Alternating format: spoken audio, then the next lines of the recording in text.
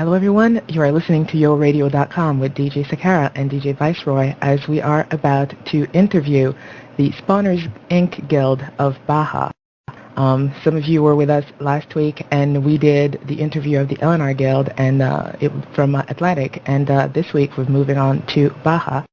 And actually, in the upcoming days, I might have some news for you regarding that, our last week's interview, because a challenge had been issued to LNR, and looks like they might be taking it on. So we'll keep you posted on how that develops over the next few days.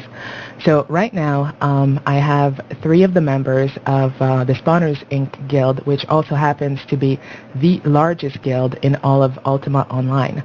And I have the GM of the guild, Cypher, and I have 2 more of his members, I believe, who are council members, God Ryle and Jessica. If you would like to each introduce yourselves so that the listeners can recognize your voices. So if you want to go ahead, Cypher. Hello, I'm Cypher, and I'm the GM of Spawners Inc. and also CEO. God Ryle. Hello, I'm God Ryle. I'm the TVSP leader of Council. Of Spawners Incorporated, and also a council member. And then we have Jessica. Hi, I'm Jessica. I'm on council as well. So I guess the first questions are going to go mostly, I guess, to Cypher, since he is the GM of the guild. And so I guess the first question would be, are you indeed the founder of Spawners Inc., and what inspired you to start this guild? Well, I guess the short answer would be yes, but the longer answer is much more involved. The founders of Spawners were all happily faxing along in through Brits as the Freedom Fighters of Britannia. At the time was remnants of the old GI Guild, or Grudge Inc. Then in June of '02, we finally managed to take and hold the Brit Sigil from SL's Archangels faction M&D. In the midst of that celebration, OSI released Publish 16, and Power Scrolls were born. At first, we became so distracted with spawning that we lost Brit. Then we decided we would go get the 20 skill scrolls required to strengthen our characters up so that we could rule factions once and for all. The problem was this. All of us had faction PvP characters, and very few of us had strong PVM characters. I remember taking Cypher, my bard, into the Stard and trying to provoke the dragons with 80 skill. Many deaths ensued. The thing was, really, it was fun. We were having a great time spawning. Soon a split developed between those who wanted to faction and those that wanted to spawn. My group chose spawning, and the other group became our first enemies at spawn sites. It was not long before I recognized that we were going to need help and organization if we're going to successfully spawn. No one liked a group of players that would show up and hide at the champ altar and then jump out and attack as soon as the champ showed up. So we recruited the players that worked spawns. At first there was resistance. No one wanted to leave their guild to join us. So we made it easy. We said we'd be a map group. Anyone that joined us, be any guild they want, any faction they want. But when you're on the map, we spawned. And so it went. And after about 4 months, one of our founders, Exog, coined the phrase Spawners Inc. and started up our message board. Once that was done, we started to compile ideas, and a few months later, the actual guild, Spawners Inc., was born. Ta-da! So basically, you were more of a PvP guild before you actually became a spawn guild. That is absolutely correct. And so, did you say who Exod that made that sentence? Well, actually, he made the Spawners Inc., but who actually came up with the Harrower Exterminator services rendered here? That was Exog. He came up with the CEO title and the Spawners Inc. stuff. A lot of it was probably discussed in the map group, and maybe I was online for some of it, maybe I wasn't. Just that we'd come up with ideas in map chat, but we had nowhere to post them. And then at some point, Exog took all those ideas that were being put together, and he started our first message board. So right now, I mean, clearly PvP is always like fairly heavily involved in champ spawning, but is that like, do your guild really right now focus mostly on champ spawning, or do you do other things than that? I would say that we do a lot of spawning so that we can PvP. There's definitely a group in SI that prefers to PvP, and there's a group that prefers to spawn. My experience has been that the new recruits tend to like to spawn, and the older players like to PvP. They've done lots of spawning. They still like to spawn, but they really, the spawning gets their, or the PvP gets their juices flowing. So we take the recruits spawning, and then we take our more active PvPers to defend those spawns. We have, here we go, 2 nights a week we call recruit nights, and we take our recruits out on those nights. And there's probably 50 of us. There's probably anywhere between 15 to 20 people spawning, and another 30 or so, they're just to PvP. And we get spawns started in different areas of FEL, and we wait for RAR or EFL to show up, and then we fight. Earlier you mentioned that when you had your original guild that ended up splitting, and one of the half of that guild became an enemy guild. Actually, how many guilds do you have as enemies, and I guess which one of them would you consider your biggest enemy or biggest threat? At the time, that group was led by Antichrist, and they were our old faction buddies, but they had gotten mad at us because we wouldn't faction with them anymore. We wanted to spawn. And there was about 5 of them, and remembering back, that was when you got a 20-minute timeout whenever you died in FEL or FEL dungeons. So they would show up, and we'd keep spawning because they didn't want to go red killing our blues, and everyone was blue there. And at the end of the spawn, we'd designate 1 or 2 people in our little map chat to kill them, and we'd kill them and send them back to wherever they came from. And then we'd have 20 minutes of free time to kill a champ before they'd come back. And that went on until Lord Blackthorn's Revenge came out. And when that came out, they changed how reds and blues could interact in FEL as well. They got rid of the 20-minute timeout. Around this time, the cartel, as they called themselves, there was a task. There was 6 or 7 of them that you saw all the time. Your ex-wife, Killian or Kilrin, Solus, and the likes. They used to come and attack us, and there was those 5 or 6, and we just have our tamers bowl them and kill them. And that went on for about 3 months, and they started to grow, and mostly they grew because people that weren't working out in SI would either leave or get kicked out and join our enemies, which would be cartel. And so we them. And at one point, Arch and Company, the guys in Shadowlords, discovered champ spawns. Like a year after they came out, these guys finally left their faction headquarters to find out there was spawning going on. So then we spent a few months fighting M&D quite a bit. They would come to our spawns with Digi. Digi's house used to camp our guild house. He was our first real camper. And Arch would show up, and they would help out the cartel attack us. That went on until Christmas time. And between them and Christmas, this one guild called H2O, they would join SI, and then they'd leave SI and join us and leave us, and they'd always want to kill us afterwards. So finally, they left for the last time, and they went and joined up with the cartel, and they became the Deadly Alliance. And then for about 3 months, they were our biggest threat. Past year, it's mostly been the guild now called RAR. What happened when H2O and Cartel joined, Cartel dropped their guildstone, and somebody took over that ident for it. But H2O kept their guildstone. That's how committed they were to the whole Deadly Alliance. So when the Deadly Alliance broke up 3 months later, Cartel couldn't take back their cartel insignia. They had to a new name. And so for 6 or 7 months, and Jessica and Riel probably remember this quite well, every week they would have a new guild tag over their heads. 36D, PvP, PVM, you name it, it was over their heads. Every week, like clockwork, they changed it. Now, we always knew who they were, but I assume that other new guilds didn't know. And one week they'd see the 36D would attack them, and next week PVM would attack them. But they'd be worried about 36D, who didn't exist anymore. So when Samurai Empire came out, of course, they froze it, and you could have 4 letters, but you could never change them again. Then recently, in May, EFL showed up. Currently, I'd have to say EFL is our biggest threat. They've got RAR so scared to PK anymore that they have more blues now than they have reds. A PK guild with blues. It was kind of weird for us. That's my answer. Yeah, actually, we're going to get down to the whole EFL Guild business a little later down the road.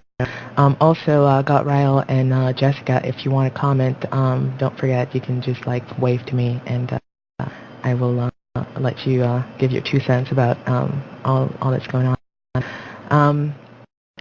Oh my God, sorry, I'm having a little blank here. Also, actually, you mentioned all these other guilds being part of alliances and whatnot. How about yourself? Are you part of an alliance? And if not, what do you think of alliances? What's your stance on alliances?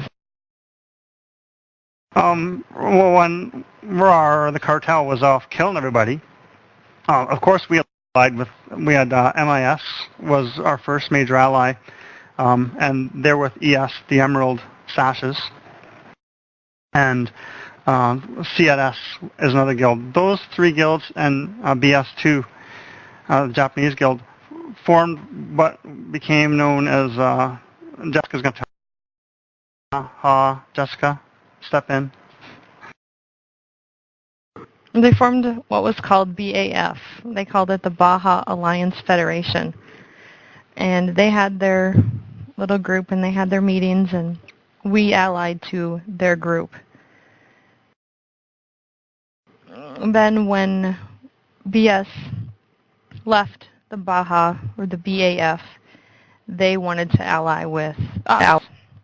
So when SE came out and we could actually ally with them and make them green, they were the first guild that we made green. We have several other smaller guilds, but the two large guilds that we are allied with is BS2 and CNS. So you're currently still allied with these guilds, correct? Yes, we are. Okay. Actually, the next question kind of turns around, revolves around this. Actually, it's the word Zerg. That kind of made me laugh because when I was reading a bit on the Baja forums, the Stratix Baja forums about, like all the stuff going on in among Fel guilds, and I saw the word Zerg, and it just cracked me up because for some funky reason, I had it in my head that, it was just being used on Atlantic, and it really seems to be the latest trend these days. Everybody's like calling each other Zerg. And so I'm assuming you guys are definitely being called a Zerg guild because you have so many numbers. But do you consider yourself a Zerg guild? Do you really think there is such a thing as Zerging? Yes, go on. There's definitely a thing called Zerging. It's actually from StarCraft. The Zergs would just overwhelm me with numbers, not an actual force or ability. I guess that SI was probably considered the Zerg guild of first on Baja, because we did have so many members, and as Seifert pointed out, when Cartel first showed up, there's like 6 of them, and we show up at 20 people, and we just roll through them, Zerg through them, and it's gone back and forth. When the Deadly Alliance came up, they always had more members on, they were Zerging. It's gone back and forth pretty much since then, and when EFL came in, probably the masters of the Zerg, they had all the necro cannons that have necro and get a choke point and just kill everyone off that tried going through with large numbers. So yeah, there's definitely Zerging going on. And how do you consider, how do you think your guild ranks currently? I mean, I know it's a funky question to ask, especially since there's nobody really here to reply to you on whatever you're going to say, but as genuinely, I guess, as you can, how do you think your guild ranks among all the other current Felucan Baja guild? In regards to P versus P ability, or in regards to how we control the spawning? I guess pretty much all of the above. Well, the ability as a whole is probably less than Cartel. They have more skilled P versus P's online most of the time. There is a core group of P versus P's inside SI, but usually the the skill level of the whole group is less. But we still win a lot of times. It's a matter of strategy, picking the places we're going to fight. We're always training people. Some nights we have more skilled players on the other guilds, and we kill them off even numbers pretty regularly. In regards to that, probably Cartel second, and I would say that EFL is probably third in the guild on the shard. If you have even numbers in relative open field conditions. Okay, Jessica. Well, for me, I think SI ranks pretty high up there, probably the best. And I don't think it has a whole lot to do with how well one group can PvP versus how well another one, or who has more numbers or not. SI is more than just PvP. I mean, we do lots of things in Fel. Yes, we do champ spawns in Fel, but that's not the whole thing that SI is to me. I can sign on to SI Map and SI Voice and not even sign into game and waste an entire evening just hanging out and maybe sign in and res somebody's pet if they need it, or go, bring somebody some arrows.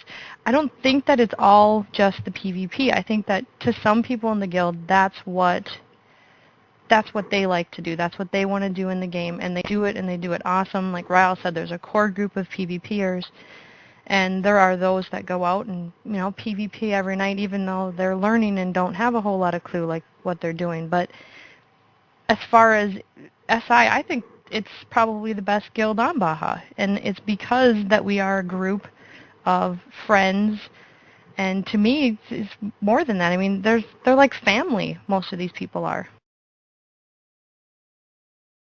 I actually, I don't want to well, I have to say I kind of like that answer because I think very often when you ask people about guilds, they will usually just focus on, oh my god, we pwn. But, yeah, they do have a lot of awesome PvPers, but they all hate each other, and I think that's just horrible. I know personally one of the reasons I enjoy being part of my guild is because the people are just awesome, and, I just like hang out with them. So I think it's great if you guys have this kind of relationship among each other as well. I think it's one thing that people don't focus on enough, unfortunately. Yes, Carl. I do have to agree. It is much more of a community than just PvP. We have groups as diverse as BOD collectors. They'll log in, they'll all go on the same voice channel, they'll do their swap in a plane. So she's absolutely correct. It is definitely more than just a PvP or a PvSM guild. And actually, regarding that, what are your recruiting policies? Because, when you have this kind of relationship among guild members, trying to maintain that can be somewhat difficult once you start recruiting people. So, yes, Cypher. In regards to recruiting, we're pretty easy. Back in the day, like way back in the day, I had 2 books I kept on my villa steps, and in these 2 books, basically laid out the rules you had to follow if you logged into our map server, with regards to what was expected of you and how we would split scrolls up, etc. Then once we got the message boards, about 6 months later, we actually have a recruitment committee, as opposed to we'd show up at a spawn site, someone would be spawning, he'd be doing a really good job of thinking, this guy, we want him. Bring him over to the house, give him some scrolls, have him read the books. He'll go, yeah, okay, I'll join. And we give him the map info, and poof, he's an SI. Then about 2 years ago, we got the recruitment committee thing going. We're generally pretty easy about recruitment. If you wish to join SI, you register on our message boards, use the character you want to play the most, or wish to be known by. You fill out and post application under the Spawners Inc. recruitment. You have to have ICQ, so we can contact you. Every Saturday, our recruitment committee gets together. They assign mentors to each new recruit. After that, you can expect to do what we call off-map spawns, which means you don't have access to our map or our voice server for the next 3 to 4 weeks.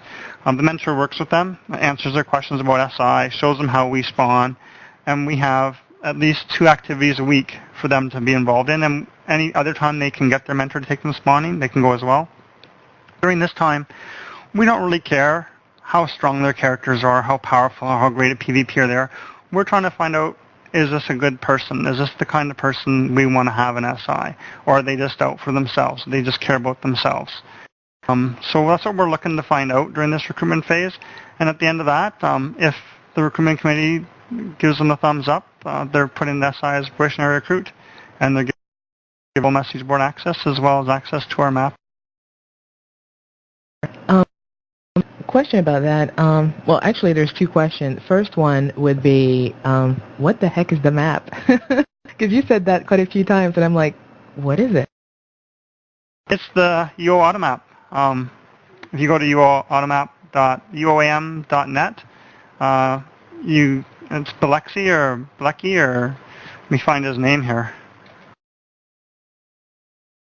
Okay. Bilecky, I think. He has made, like a number of years ago, he made a map, and you can log into it, and you have a central server, and what happens is everyone logs on the map, and you have your little name. And as you move around in UO, it shows where you are in UO, and it has the text option, so you can talk to each other and say, I'm doing this, that. And when they're spawn, you can see where all your members are. So if someone's dead, you look for their name on the map, you go, oh, he's over here, and you run over and you snag him. Belaxon, I guess his name is Belaxon. He has his own website, and he asks for $10 for using his basic software. So I always encourage people to toss him $10 because if we didn't have the map, we never would have got off the ground. Yeah, that UOM map is awesome. I just wasn't sure if that's what you were referring to. We just say UOM server. So I was kind of like, what is he talking about? But yeah, definitely. I think, especially guilds that PvP, if you don't use that, it's really, really hard. Especially when people start getting dropped left and right, and you're like, like, where are you, and can get pretty crazy, especially in TeamSpeak. I know it happens with us a lot. You start PvPing and somebody gets dropped, and if you're not on UOAM, then you don't know where that person is, and they're like, I'm dead, can I get a res? And you're like, where are you? And you can go on forever saying, where are you? And they're like, I'm past that little ledge. Yeah, but which one? Yes, Yeah, we totally use it. And we never had the voice server until a year and a half ago. I think we started using it. Almost 2 years ago now. Some people started using it. It wasn't an official SI thing, and then we decided that we would pay for the server and run it from there and link the two. You don't have to be on our voice server. You have to be on our map server. We call it the map because at the start we were the map group. Everyone knows when we say the map, they know what we're talking about. Okay, my other question was, how do you feel about recruiting former enemies? Like somebody that's, I believe you said the cartel. Say somebody's in the cartel and he says, I've had it, I'm walking, can I join Spawners Inc.? What would your answer be? Sign them up and run them through the recruitment process. We recruit enemies, former allies, frequently. Solus probably wouldn't get recruited into SI, and the Uji guy from some guys just hate us so much they would never get in. But we do have a lot of former enemies that their guild quits, or we don't really have a big hate for a lot of people. Some people rub us the wrong way, certainly, but I don't think there's a lot of people that are on our "we'll never recruit him" list. I think Riel wanted to talk. Yes. Yeah, the only time we really would rule someone out from another guild is if we left on bad terms with stealing someone's item, stealing from their guild that they were currently in, things that you just wouldn't want to happen in your own group. And usually, Baja's not that big. You usually find out of why a person left reasonably closely to when they do leave a guild. Ever been concerned about spies? I mean, 3 weeks is not all that long for someone to put up a front. Yes, Cypher. Oh my gosh, yes. We used to be very concerned about spies, and we'd hunt them down really hard. And we could do things on the map and talk about things. And basically tell what nights we were getting raided and which nights we weren't, and eventually isolate who the spy was. Midian, who's not here tonight, was Sherlock Holmes, I tell you. If someone was scamming us, he could find them, especially if the UO Guilds board was working. Oh my gosh, he'd find anybody. Eventually, about 2 years ago, once again, we made a conscious decision to stop hunting spies in our group because it tears the group apart. Whenever we have to kick someone out of SI that has friends in SI, it's never good. Their friends are upset, they're upset, and then maybe more members end up quitting, and that makes more people upset. So we quit hunting spies and just decided, you know what, we're going to be big enough that one spy telling people what we're doing isn't going to affect us negatively, and that's pretty much where we are now. 3 weeks seems to be long enough to keep most people who want to be spies out. Not many can make it through recruitment that long, and then most once they get in. And like I say, if we have spies in SI, they're not doing a very good job. Oops.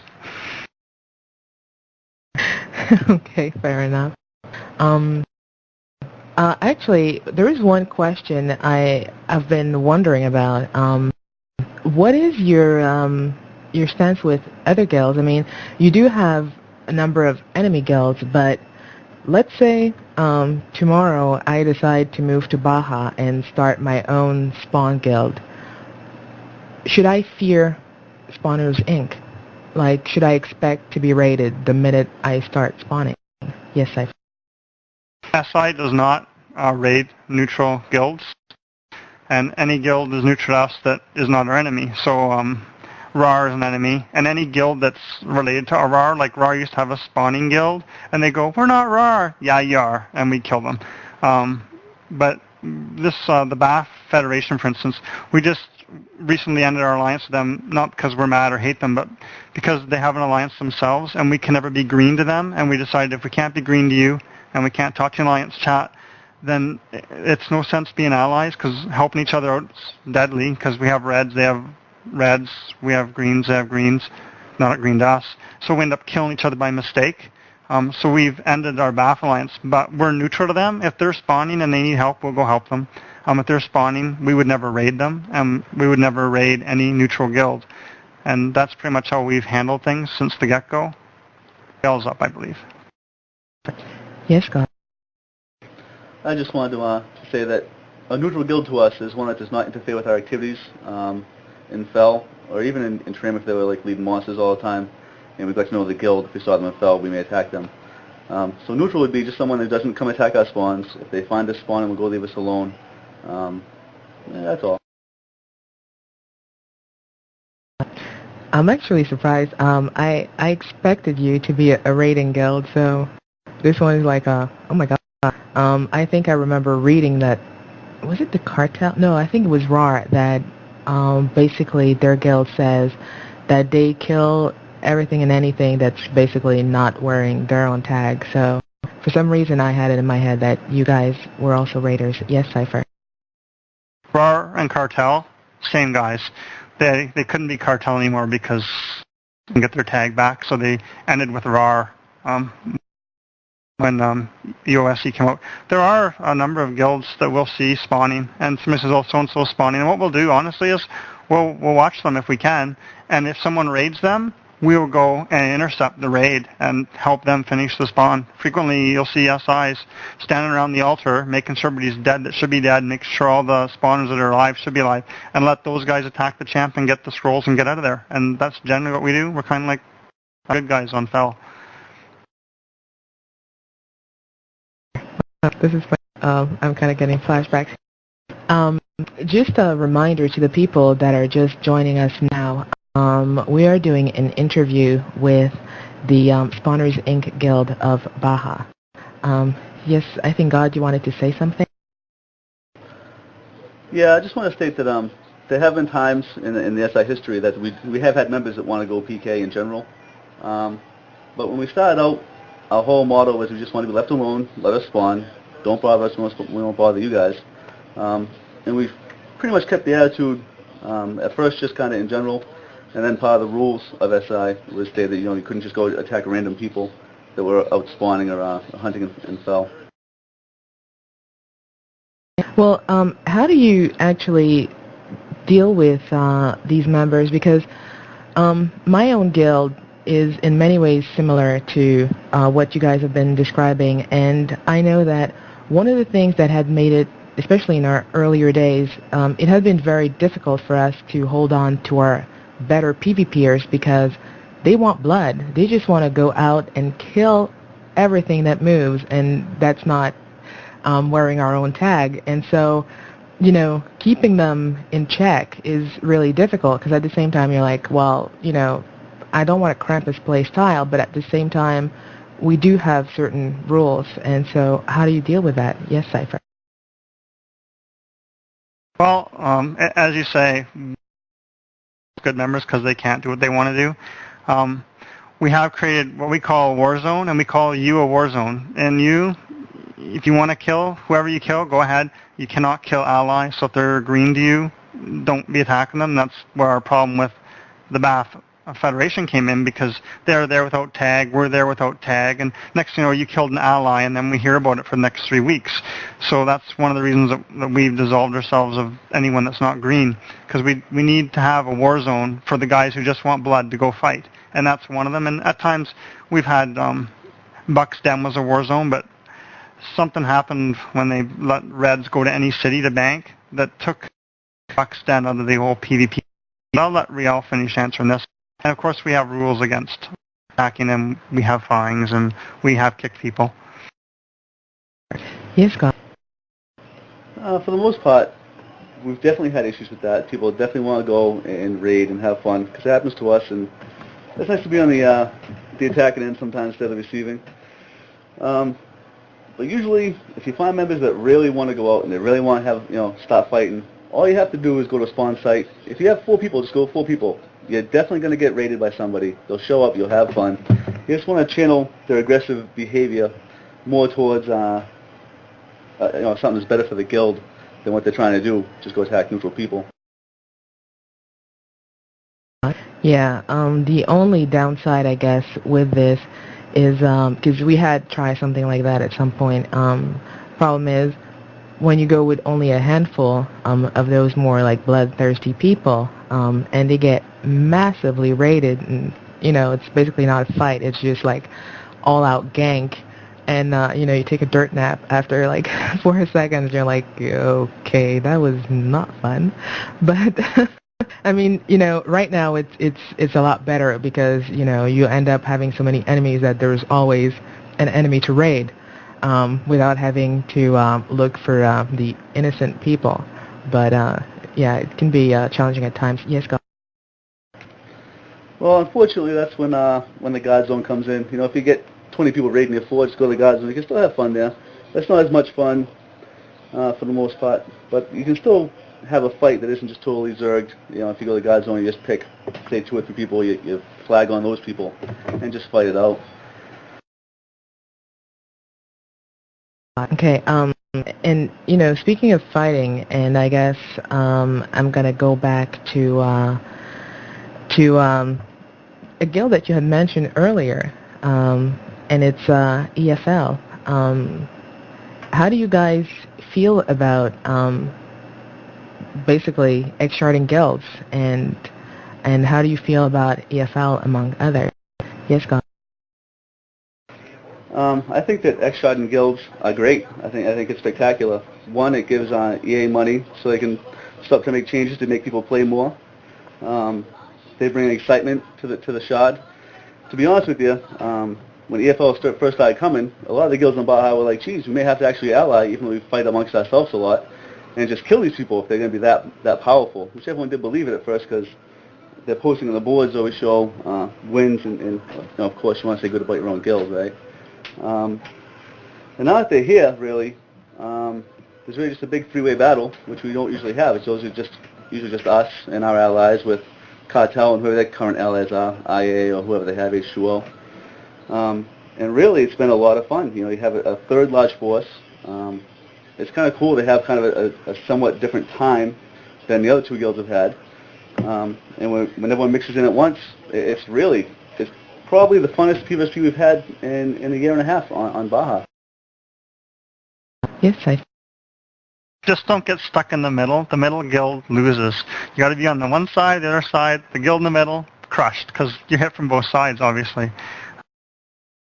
Riel posted on Stratix a while ago because we were having a pretty good time with the fact that EFL hasn't left, and we told them, I think we said, if you guys stay, we'll give you 10% of your insurance money because we were making so much money off them. We thought it's good for our pocketbook. So if you guys stay, we'll give you back 10% of the money we're taking from you. The only real downside of having EFL is that the other large guild and most of the smaller guilds are really much more frightened of starting a large fight on the shard, probably between 7 and maybe 12 usually EST, because if you're the one spawning, you're the one popping a Harrower, you know you're going to get raided. You know it's going to be at least 2 guilds coming in trying to kill you. So really the frequency of the spawning, you were talking about being able to attack other guilds that are spawning, has really gone down. The only force that will go and do it, the EFL might pop on if ourselves, the cartel, both have a lot of members on at the same time. So you know they can maybe hold their spawn or their Harrower, but we fight amongst ourselves and try to get into them. But as I said, 2 nights a week we go out, we take our recruits out, we take our PvSP out, and win or lose, just go out to have a good time.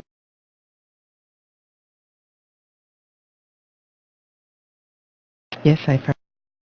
We actually, we don't do this all the time. We used to do it all the time, but we haven't done it in a while. But we did an evening here, I think it was last Tuesday evening, at prime time, like 8 p.m. EST, so 5 p.m. PST. And we know RAR saw it. RAR went in the star room. They looked at the gate. They went, They went to the spies and started spawning. A little while later, EFL goes in the star room, because of course we're watching the star room to see who's going to raid us, right? We're in fire, spawning away, trying to get this Harrower done. EFL sees the gate. They leave. They go raid RAR in the spies. Maybe they thought that's where the Harrower was, because no one actually went in the gate to see where it was. So we're trying our hardest to get our Harrower done so we can go raid both of them in the spies before they even knew we were doing a Harrower. Some of us wanted to slow it down and let them see the gate and then come through and we kill them right there where the Harrower was. Or we actually go take their spawn from them. We elected to go for the spawn, but we got to the champ a little late. But it was a huge fight after that, and it was really funny because we did a Harrower right under the noses. Yeah, that seems to happen a lot, especially when there are events going on. And I was reading something about the last EM event that was held on your shard.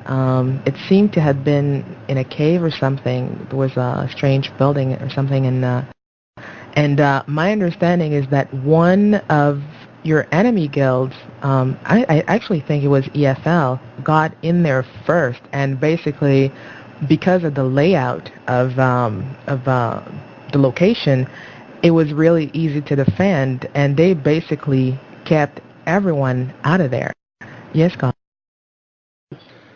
Yeah, it was a little bit confusion on that. In the beginning of the event, the EM said that you were not allowed, he was going to make sure that Reds did not attack blue innocent players at the event. And there have been times before where GM would pull people from doing that. So the event could have fun for the whole of Baja, not just a single group or two groups that wanted to fight it out.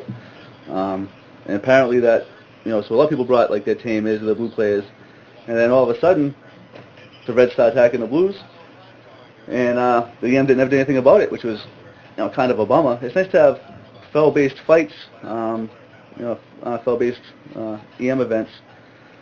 But if they're going to do that, then they should make sure that everyone knows, the people from Trammel who come in that don't have the items insured, who don't have maybe not even insurance money in the bank, they're losing their gear.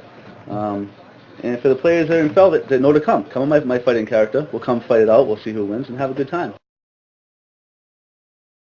I'm getting a question here from JC the Builder. Actually, before I go on to his question, I just want to remind everybody we are doing an interview with the Spawners Inc. Guild from Baja, which are the largest guild in UO. And if you want to ask questions or send comments, no flaming please, but for questions and comments, you can send them to us through IRC UO Radio channel, or you can ISKey them to us, or you can post them on the UO.com forums. Oh my God. I mean the UORadio.com forums. Sorry about that. Okay, so now the question is from JC the Builder, and he would like to know, what is your position regarding blocking items at Harrowers? As you probably do or know, a lot of guilds use bag balls or other blocking items to make it more difficult for people to access whatever area the hero spawned in. So what's your position on that? Yes, Riel. In the beginning, when the map was just still a map, it wasn't a solid guild yet, we used candelabra. We would dump like 20 of those on a pile and definitely block up the whole entrance. It would give you enough time to finish your Harawa, which was good for the guild that was doing it, but really wasn't that good for everyone trying to attack it and have a good time in a public section of the Shard. So eventually, GMs kept getting called, and it was, I guess, it was legal to block. The GM couldn't really do anything about it. The most they would do is just delete all the candelabra and let the people in. And we used to call the GMs all the time to make sure it wasn't going to be a problem, because obviously we didn't want our members to get banned for doing something illegal. So eventually the GMs decided pretty much on a regular basis that you can block as much as you want as long as you leave a path. It can be a winding path or whatever you want, and you can get in that way. Really, it doesn't really affect us if we have blocking or not, because you just use fields. If you have enough mages, you just field up the same area with energy fields or paralyzed fields, whatever you want. There's been a lot of complaints from other guilds, and ourselves sometimes, that you block it up, you're not having enough fun. And the only place I'd like to see that changed, really, is actually in factions, where you can block up a whole base and guard it with 5 or 6 people, and then no one can get in. It's not really much fun. And the GMs allow that because it's not a public section, they said, of the Shard. It's a private section used by only a certain group of people. Yes, Cypher, you want to comment on that? Yeah, we haven't used the blocking technique pretty much since sometime after Lord Blackthorn's Revenge came out, because since then, Reds became usable in Fel. Up till that point, they had stat loss, and no one wanted to go Red, so you didn't want anyone to get your hero because you couldn't really kill them without becoming stat loss Red. So that's what we did then. Once they took that out and anyone can go Red and it was no real stigma attached to it anymore, we dropped the whole blocking thing, and like we all said, we just field up and use Wither, whatnot. You're talking about withering. For a while there, everyone and their brother was flaming necromancers because they were like, oh my god, this is so gimp, this is so gimp. Right now, the template that's being flamed the most is the stealth archer. How do you guys feel about those? Yes, Cypher. I'll just do the one, the Necro. The problem, of course, with Wither before, until the last publish, I guess, was there was no cap on spell damage increase. So if you get up to 75 or whatever, that's what you could have for Wither and do damage to people. And that was the unfair part about Wither, aside from the fact that it does a lot more damage anyway. But when it had the stat, or the damage cap wasn't there, spell damage cap wasn't there, it was pretty deadly. And we noticed that when... I'm trying to remember the name of the guild. Maybe Jessica can help me out. Oh, S&M. When S&M was our big, powerful enemies back around the wintertime before they all left the Shard, they withered like crazy. And Riel's turn. Yes. Yeah, I also like to touch on a couple of the Necro spells are actually pretty overpowering. If you do Corpse Skin and you don't obviously don't have Shiv to get rid of it, right now the mage damage and the Dexa damage are just so high. You can kill people in 2 hits. Explosion Flame Strike can kill someone that has that's been debuffed with Curse and with the Corpse Skin. That is an overpowering spell. One Necro run through a group of people, just casting Corpse Skin can really change the tide of battle. And the rest I agree with Cypher on that. And the ninjas are really an issue because you can't detect them. All these ninjas, they have no resist. They stacked 100% of their damage increase on. So they can do 2-shot AI deaths. They can pop out of nowhere, hit you 2 times successively because you can stack the AIs, and you die instantly. And really, there's no way to combat that. There's no balance at all within a stealth character right now. It would be nice if they did something like 120 Magery would reveal players like that. Maybe you could maybe balance it out a little better so you weren't always dying to these stealth archers popping out of nowhere. And it is definitely game changing. If you have 1 or 2 stealth archers and you have a group of 10 on group on 10, those stealth archers just dismounting and AIing people can really win the battle by themselves. There's no balance. And that kind of makes you worried when you know that with the next expansion, archers are getting another boost. So, and poisoned arrows. That should be interesting. Yes, Riel.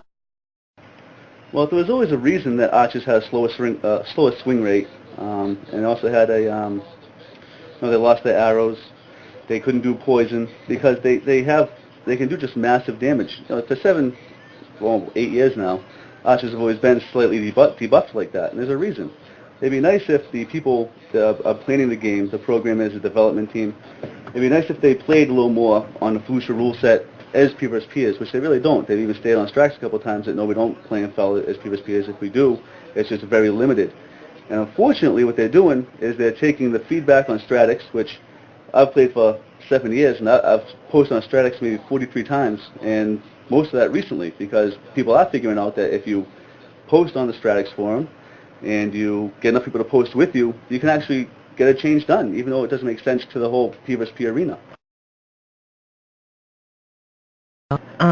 We have someone here in IRC that feels like you are not giving proper recognition to their guild as an enemy guild, and it's from the Insane Asylum Guild.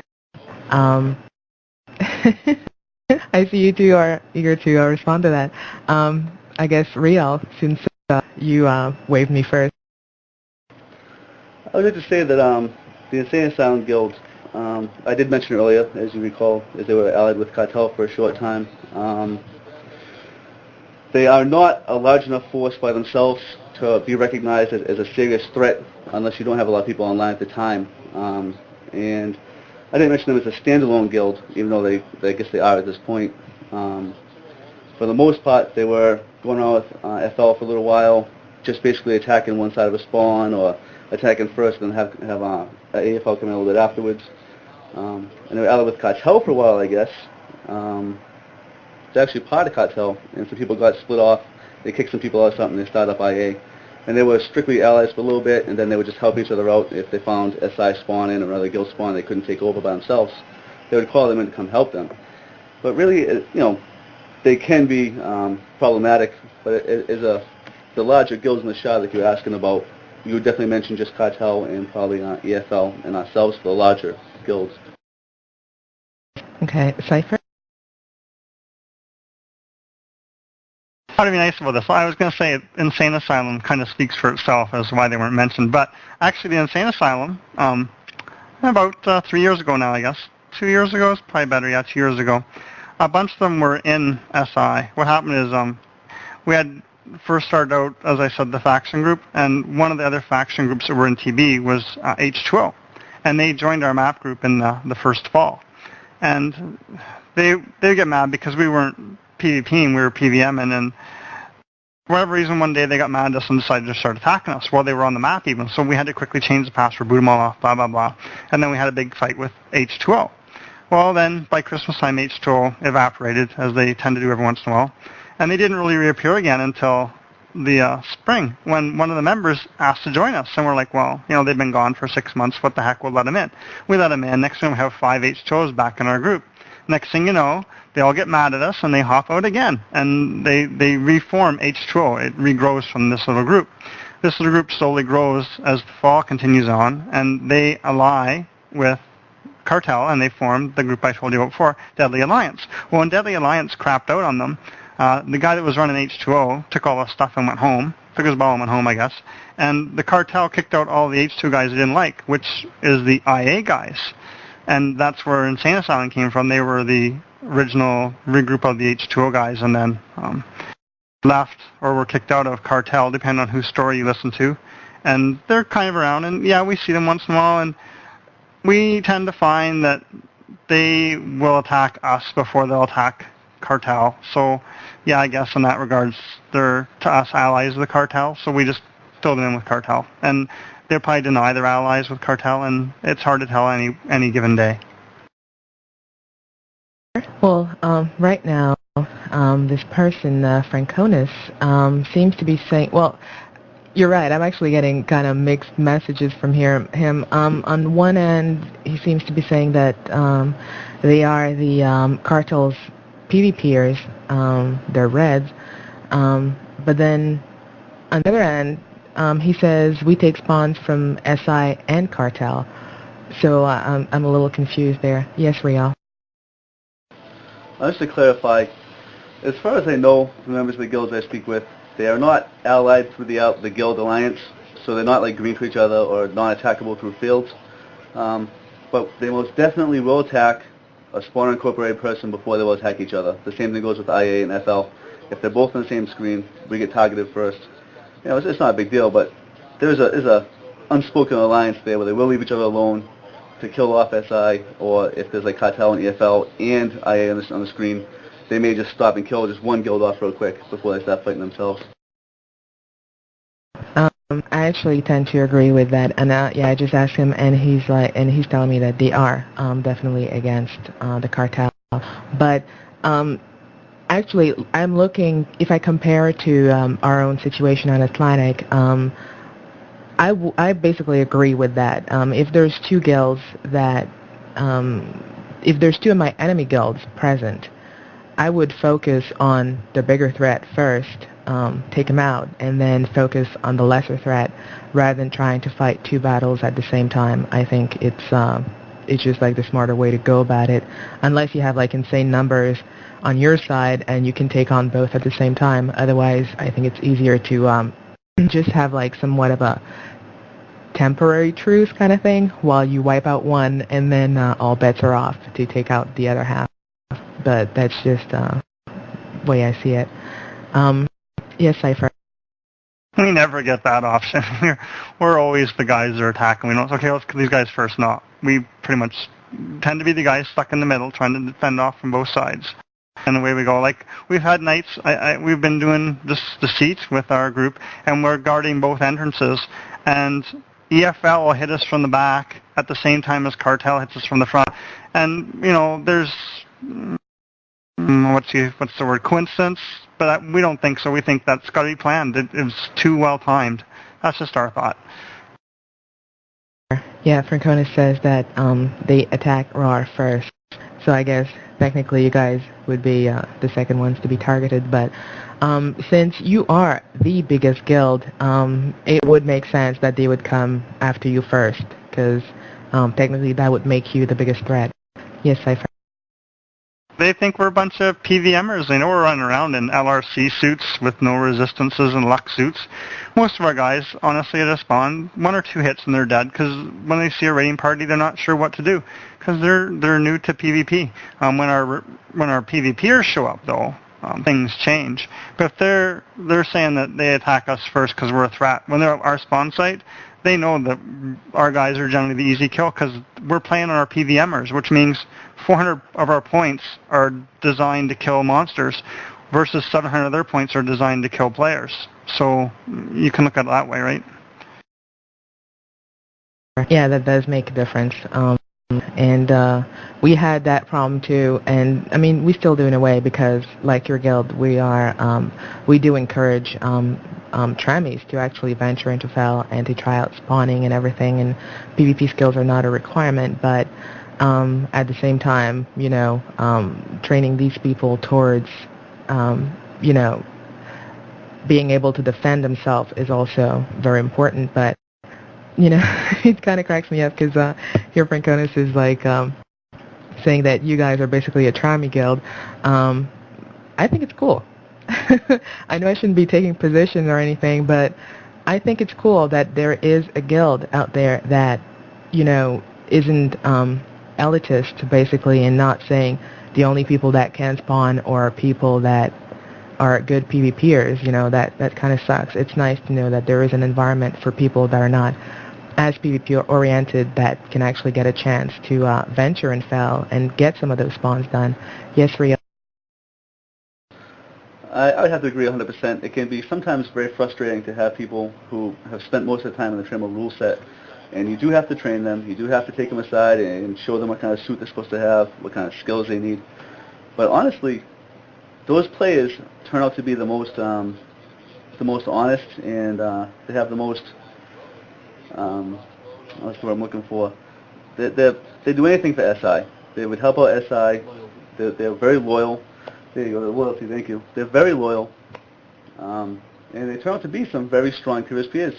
Right now, I'd say probably half of our people who PVSP on a regular basis, that's what they want to do, that's what they like to do, came from a trimmer rule set. You know, they learned, they came, they joined us, they started for PVSM, and then all of a sudden they turn out to be these great PVSPers and very fun people to hang out with. And it turns out to be, I think, a better guild for it, a better community, as Seth likes to call it. But do you actually train your guildies? Do you make it a requirement of some kind for them to actually try and improve themselves, or do you leave it more like those that want to can and those that don't want to, it's fine, or like should everybody try and get better? Yes, Jessica. We have all kinds of training available. We have several of the core PvPers who offer personal, private training available. Ryle does what we call war nights, where we sign into 2 different guilds and we war each other, and we go to Trammell, some quiet little place where nobody's going to interfere with us, and we have huge battle fights. But we don't force our members to do anything. We don't force them to go to war night. We don't force them to get PvP suits. We don't even force them to learn how to do it. In fact, we'll tell them, you know, if you don't know how to PvP and we're in a big PvP battle, throw down some fields, hide way in the back and res people. We try to let people, and we encourage them to play the game however they want, because after all, we're all playing this game to have fun. Yes, Cypher. Mine was just an off-the-cuff comment I was going to mention when Riel was talking about training people. I was going to say, I remember when I was taking Riel under my wing and teaching him the ways of PvP, but I would have been lying. He came to us well-versed in the arts of PvP. As you were asking about, we actually have a house. It's called the PvP house. It's 18 by 18. It's got nothing in it except a big floor for fighting. There's nothing stored in the house, so that there shouldn't be anything slowing down. It's in an area where there's no other houses. And we have had times right now, I don't know how active we are with it, where twice a week we would have PvP nights, and you go over there and we'd fight 1-on-1, 2-on-2, 3-on-3, or 3-on-2, or big mass fight inside the house where no one could really bother us. And people could work on their template and how they wanted to cast their spells, or work on their hitting and what keys they have to hit, and that's pretty what you practice there, because it's not realistic that someone can only run 10 squares away from you and have to run back towards you. So it gets people practicing with their keyboard commands and what to do and when to do it. And it's usually a lot of fun. And sometimes we'll run that for like 2 hours, and we used to run it twice a week. We need someone to organize it, though. And once someone says, come to the PvP house, and we'll post, so-and-so's fighting so-and-so, within a half an hour, there's 10 or 15 people there easily wanting to PvP and waiting for their turn to hop in there and try out their template. And we have had many a discussion in council and on the boards about forcing players to come to PvP nights and learn how to PvP. And usually they don't, well, they have never won the argument that we have to make people PvP so many times. Jessica says, do what you want to do. If you want to learn how to PvP, that's available to you. If you don't wish to learn how to PvP, no one's going to force you to. And certainly this battle has raged on our boards numerous times, usually after we lose a big fight because somebody there didn't know how to cast a spell or a heal or put a field up or how to throw a bola. I remember taking one guy, Miliardo, we went out one night and Raw raided us. And I'm like, bola that guy. And he's like, how? What? So I actually turned to the PvP house and I said, okay, throw your bola at me and tell your dragon to kill me. So we practiced that for a while until he was actually able to kill me. And now he's like Mr. Bola All Kill. Not that Rar would like that very much, but I remember training him to do that. Then they brought out the whole thing where Bolas had a 3-second delay. Yeah, I think a lot of guilds have that problem. Like, how do you get people to PvP unless you are really a PvP-oriented guild? But at the same time, if you don't, in a way, impose it on people, or if you don't, put incentives or, forceful incentives, at the same time, it can create a burden on your guild down the road. If your guild get raided constantly and you systematically lose the fights, will your members want to keep on going out there and fighting? Probably not. If you know it's a losing battle, do you want to do it? Yes, Jess. Well, our members go out there, and they don't go out there because we win it all, because we don't win every battle. They go out there because it's SI. And really our primary way of teaching PvP, I would have to say, is RC night. We use our recruit night, and we go spawn knowing we're going to get attacked. Everyone who goes knows it's going to be a big, huge battle. And it's a real good way to start the introduction of PvPing. And like I said, you can do it to whatever level you want. There are people who go to RC night and all they do is spawn. They stay completely away from the action, and they don't kill anybody. They don't lay any fields. They don't, heal anybody. They just sit back and spawn. But they are there. They're watching the stuff on map be said. They're listening on voice to the commands. So they're getting used to it in their own way. Yes, Rhea. On that subject, I'd like to say that it's not a problem unless you own a shard for a while. For a while after DA collapsed, SI had no enemies, and we still went on and did our things. And of course, you have turnover in a large guild. You're going to lose some people for real-life issues. Maybe someone has an issue with their guild, they go join another one. Maybe they start playing sell their accounts. Who knows? But we always have not a lot of turnover. We always have some turnover going on a pretty regular basis. And we had no one to fight for a while. So when cartels started getting big again, all of a sudden they grew to be, say, 30, 40 people. So there's, say, 15 or 20 on for the night. And we could match them for numbers, no problem, but our newer players had no idea what to do. You tell them lay fields down, but they would lay fields down that one little spot, and they would know, if they got overrun, they wouldn't have any idea what to do. They'd just die and stand there. I'd say the best incentive for any guild that wants to play in FEL, that doesn't have a lot of PvPers, is to go out, you go ahead and spawn, and you'll lose a couple, you lose a couple more. Now the people that are not PvP oriented start getting the feeling, listen, this is ridiculous. I hate getting killed by these reds. I can't attack them back. I can't kill them. The next thing you know, they're like, hey, listen, how do I kill someone with my dragon? How can I bring my Dexa tomorrow and go kill someone with my Dexa? That's going to be the biggest, best incentive is to go ahead and have your spawn taken. I think it's spectacular for the guild to go ahead and lose a couple of spawns. Get people a little bit angry. Get them to have a little bit of motivation towards defend themselves in a FEL rule set. I think it's spectacular. Yes, I. We've had lots of players join us right out of Trammell, and they're just PVM orientated. But once they see PvP and once they make their first kill, PvP is very intoxicating. And pretty soon, they put their dragon away, and they're out there on their mage or their Dex or whatever, and they're, let's PvP, let's PvP, let's PvP. And that's fun to see. Yes, I have to concur with that. I see it happening quite a bit myself. There is one thing, though, because you guys mentioned this, and Franconis as well mentioned this in IRC, that a number of your members do spawns in LRC suits and Lux suits. Why? You do, you guys even mentioned yourself, that's like a 1-2 hit kill, and they're like dropped in a heartbeat. And especially now with the new monster AI, the way that they totally gank you. You see it at what speed they cast, especially like an imp spawn, Semidar.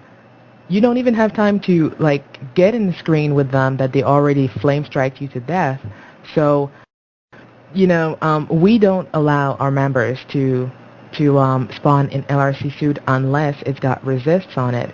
So I'm a bit curious why you guys allow people to spawn without resists. Yes, Jessica. We're a community guild. We don't force our members to do anything they don't want to do.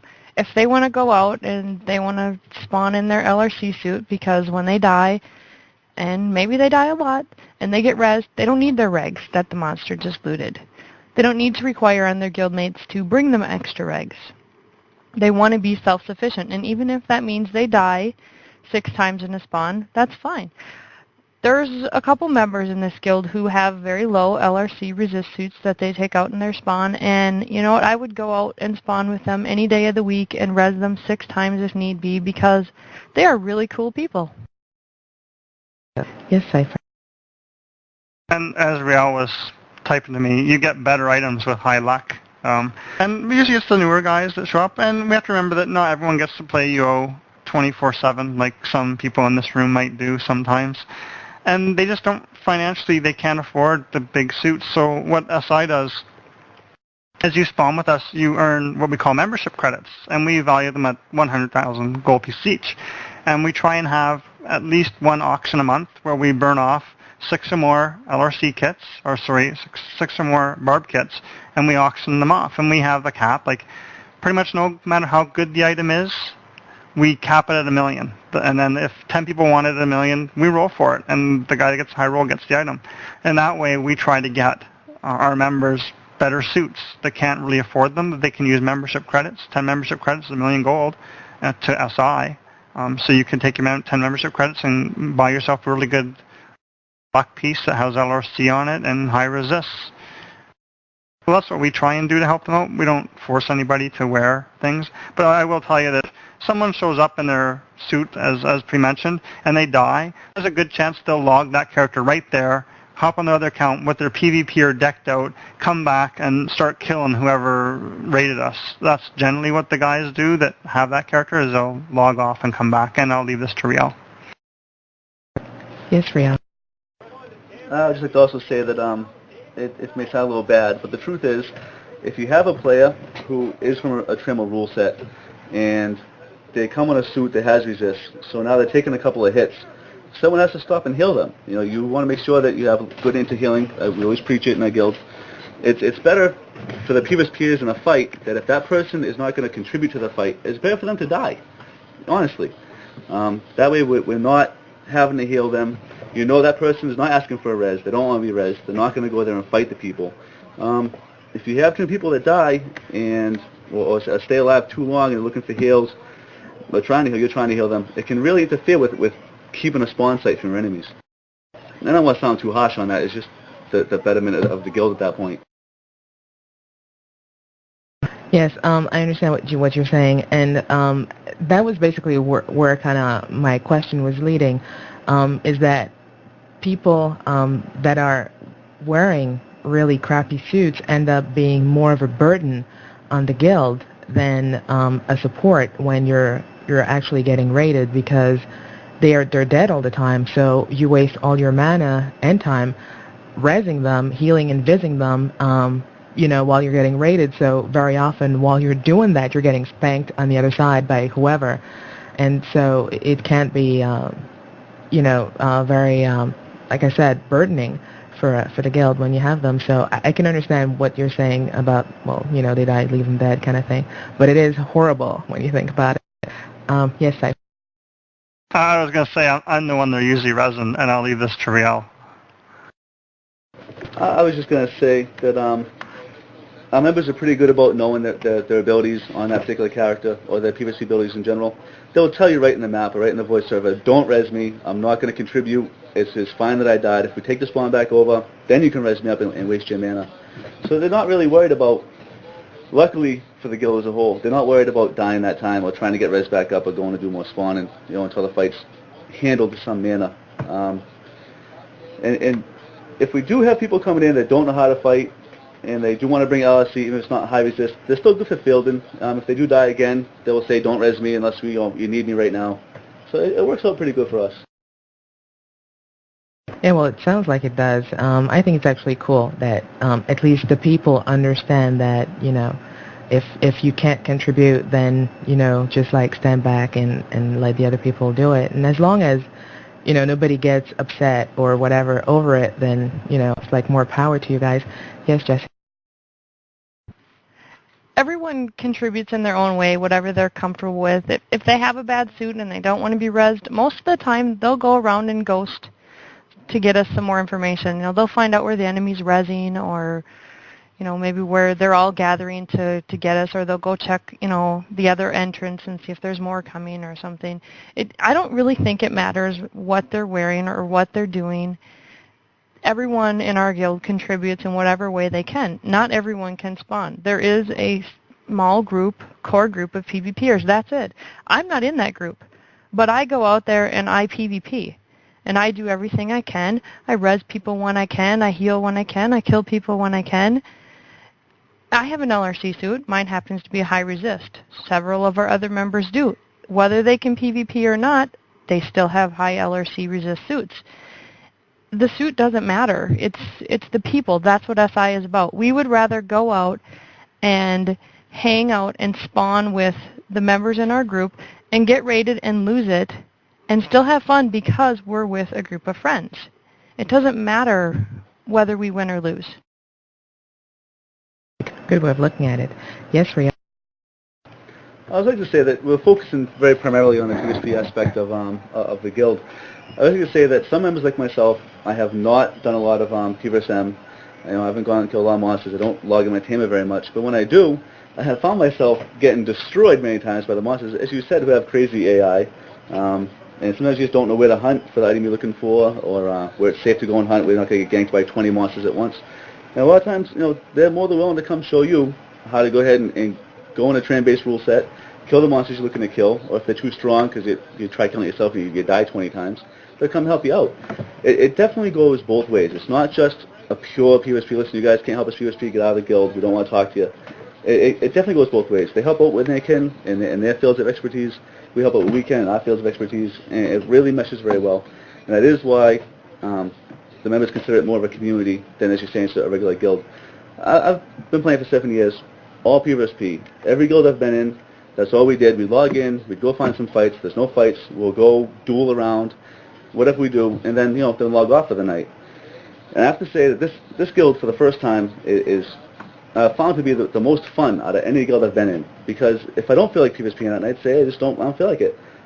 There's 20 things going on. People are willing to go do anything you want. You want to go do BLDs? You want to go to Doom? You want to go kill a certain monster? You want to do anything? Yeah, you want to T-hunt?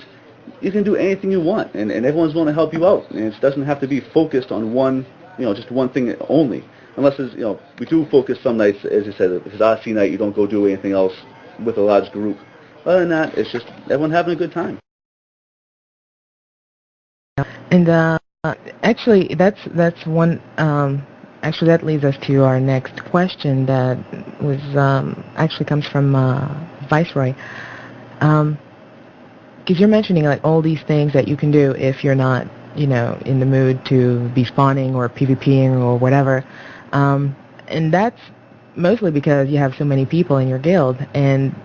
But how do you keep all these people happy with each other? How do you keep such a large guild intact, and not at each other's throats when you have this many people, especially like in TeamSpeak?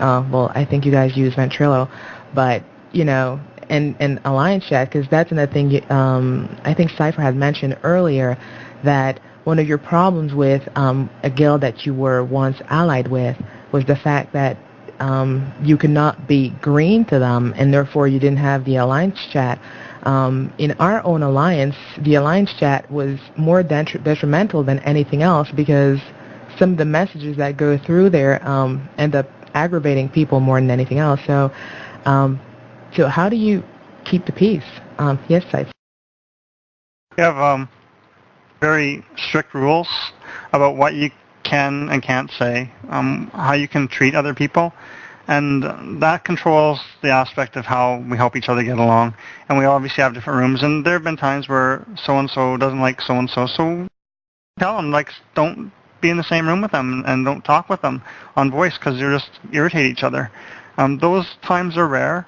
Also, probably the biggest thing in SI is we endeavor to be fair, treat everyone as fairly as possible. Everyone has an equal chance to get a power scroll. Everyone has an equal chance to get a good item. Whatever's going on, whatever we organize, we try and make it fair so everyone has an equal chance and everyone has fun. And of course, we have our council and we have rules, and we're pretty forceful with imposing them. We don't want foul language, not because it offends me, but it does offend other people, and when it gets like that, it becomes more childish. I'd have to say SI is probably an older guild. We do have some younger people, but actually one of the youngest person is Osgil's son, and he's 12 or 14 now. He's 12 when he got in and 14 now, and he's like one of our best PvPers, and he's very polite, and he's probably one of our youngest guys. After that, probably we have some guys that are 17, 18, but me, Riel, Jessica, her husband, DW, we're all, well, I'm probably the oldest, but I'm not going to say, but we're all like 25 or older, and I'm in that question now. Okay, yes, Jessica. I will take the Alliance chat. As we mentioned before, that we're allied to CNS and BS2. They're our primary allies. And BS is a Japanese guild, most of which have minimal English skills. And the Alliance chat it interferes with their gameplay because they're trying so hard to read Baja, which is primarily English, that when you throw the Alliance chat in there, it just messes them way up. So we do not use our Alliance chat very often. We use it to coordinate, okay, we're going to start a spawn, and we're inviting all the allies. Very few commands. We need PvP help here. They need PvP help. We don't use it a whole lot. We use our UO Automap for our primary means of communication. We'll use ICQ.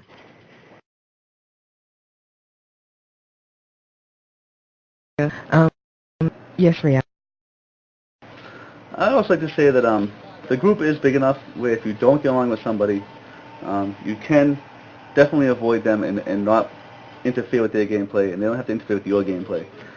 If it does escalate where something's being said in any of the chats or on the voice channel or any place like that, there are definitely rules in place that will make it so that that's not going to happen. If it happens, you're going to be made to log off. You'll be restricted access. One of the council members will be taken up. They'll take the person aside. Personally, I like taking them to the voice channel because it's the most personal. So you can discuss it with them right there. You can work it out. 9 times out of 10, it's something that isn't so big that it's if you can't deal with it, you can't get it taken care of. Really try to keep it as personal as possible when it has to come to any kind of breaking any rules, having to impose any fines or anything along those lines. You just want to be as fair as possible. That's the only way to keep the peace and to keep it personal, in my opinion.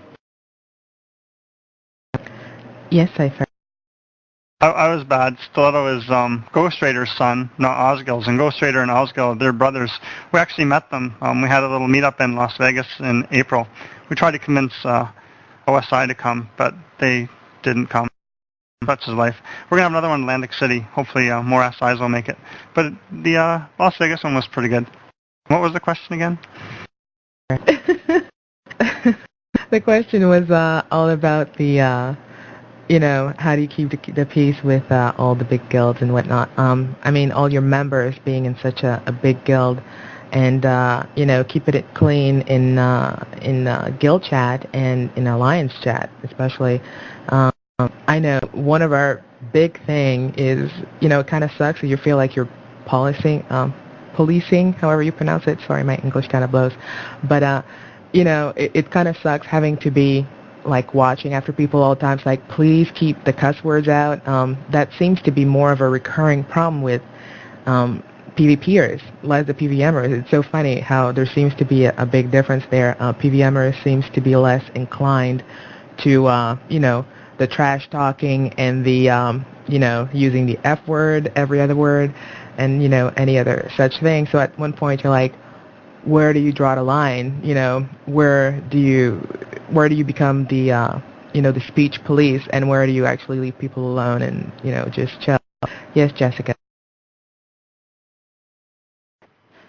Well, most of the members, most people anyway, will follow whatever the leaders do. If the leaders don't talk that way, if they treat their members with respect, they treat their fellow guildmates with respect, and they're not out there scamming and they're not out there cussing and putting people down, the members will just follow. You lead by example. You don't have to do a lot of policing. It's pretty obvious it's not acceptable. There are, of course, council motions or rules that say it's not acceptable, but most of it's just leading by example. I tend to agree there. Yes, Riel. I just want to say that it comes down to respect. I agree with what Jessica said. You lead by example. You respect the other members of play. If it does occur, you explain that the people that are playing have families. They might have little kids around. They don't use that kind of language in their own home. They don't want you to use it. If you feel so necessary to go ahead and do that, You can go into a private voice channel if you have a like-minded individual and you guys want to speak your mind in there. Then no one's going to stop you from doing it. But it definitely comes down to respect and making sure you lead by example. The guild has to respect the members and the leaders, and the leaders have to respect the members. It's definitely a two-way street. Yes, Cypher. Just some old stuff here. Actually, Osgill's son is now 7 weeks old. We don't anticipate him to join us for another 2 or 3 years. But Stiletto is actually, he just got his second-year reward for being SI, which is a set of harrower skulls, which is kind of, I hope, a unique gift in UO. I don't know how many guilds give out sets of harrower skulls to your members. As for the respect thing, if you log on our voice server right now, crosses my fingers, you won't hear anyone swearing. So if you are a new player and you log in, you're not hearing anyone swearing, you're probably not going to swear yourself, and hopefully you read the rules before you logged in, which I scare everyone to do before they log in, but the rules are rather long and boring, so maybe they don't. But they pick up pretty quickly that we don't swear on voice, and if I'm on and you swear, I take you to another channel and I explain to you, that's not acceptable, and here's why, and hopefully it never happens again. I have heard that at times when I'm not on voice or map, it can be a little more raunchy, especially later at night, but I've never seen it, so I can say it's never happened. And the other council members and senators are supposed to step in when it does. And that's that. Okay. Yes. Yes. Members have quit SI because of this, and I have been given the title of Nazi over stuff like this because we have rules. You can't. Archaic's not the word I'm looking for. But when you don't have a rule of society, it doesn't work. And it's kind of funny because the groups have quit us and we don't like your rules, but they join their group and then they need to have rules because they recognize that without rules, it's anarchy. Anarchy is the word I'm looking for. And anarchy doesn't work. You have to have rules. Some of the rules maybe are stricter than others, and I'd have a hard time quoting all our rules. There's so freaking many of them. But I know if one's been broken, and I know where to go look it up and find exactly what the person did wrong. So in that regards, life's good. I would like to add to that unfortunately, the bigger the guild has gotten, the more difficult it has become to make sure everyone plays under the same kind of rule set. Unfortunately, we have had to make rules because it's come up more than once, and we do have kind of a large rule list, and the members will say, yes, we do. And not everyone's even fully aware of what all of them are. Sometimes you have to bring it up, hey, listen, this is not acceptable, it's happened before, and it has to be changed. And that's why we have a council. When this first started out, Cypher he's a great guild leader. I've never had any problems with him as far as people get upset because he wants to enforce the rules the way they need to be. I guess sometimes anyone that's always telling you, no, you can't do that, no, you can't do that, then you are going to get a little resentment towards them, I guess. And as it goes grown, you need more than one person to always be online to be able to enforce some of those rules. You can't do it by yourself. There's a time that you start logging in, and almost this whole time is being sent with, listen, this is going on, you're not online. Can you settle a couple of disputes over here? As soon as you log off, there's something being said in the voice. So the council was formed up, and really we are kind of a police as far as making sure the rules are enforced. And it does suck sometimes to be in a position where you have to do that. We don't want to log in. I'll pay $12 a month to log in and have to tell someone, listen, I'm sorry, you just really can't do that. It interferes with the group's gameplay as a whole. I don't enjoy doing it. I don't want to take you into a voice channel and have to talk to you about it. Cypher doesn't want to take your side and talk to you about it. No one enjoys that, but it does have to be done, unfortunately, in a larger guild. You take someone like Days 2.0. Really, they had a lot of disagreements the way we were running things. And when they formed up a DA, it became a large guild. They were a good-sized guild. They had like 250 members, 300 members or something. It's a large guild. And they had to get their own rules together because you can't just run, willy-nilly across, Baja. It just doesn't work. You can't keep that adhesive quality within your guild.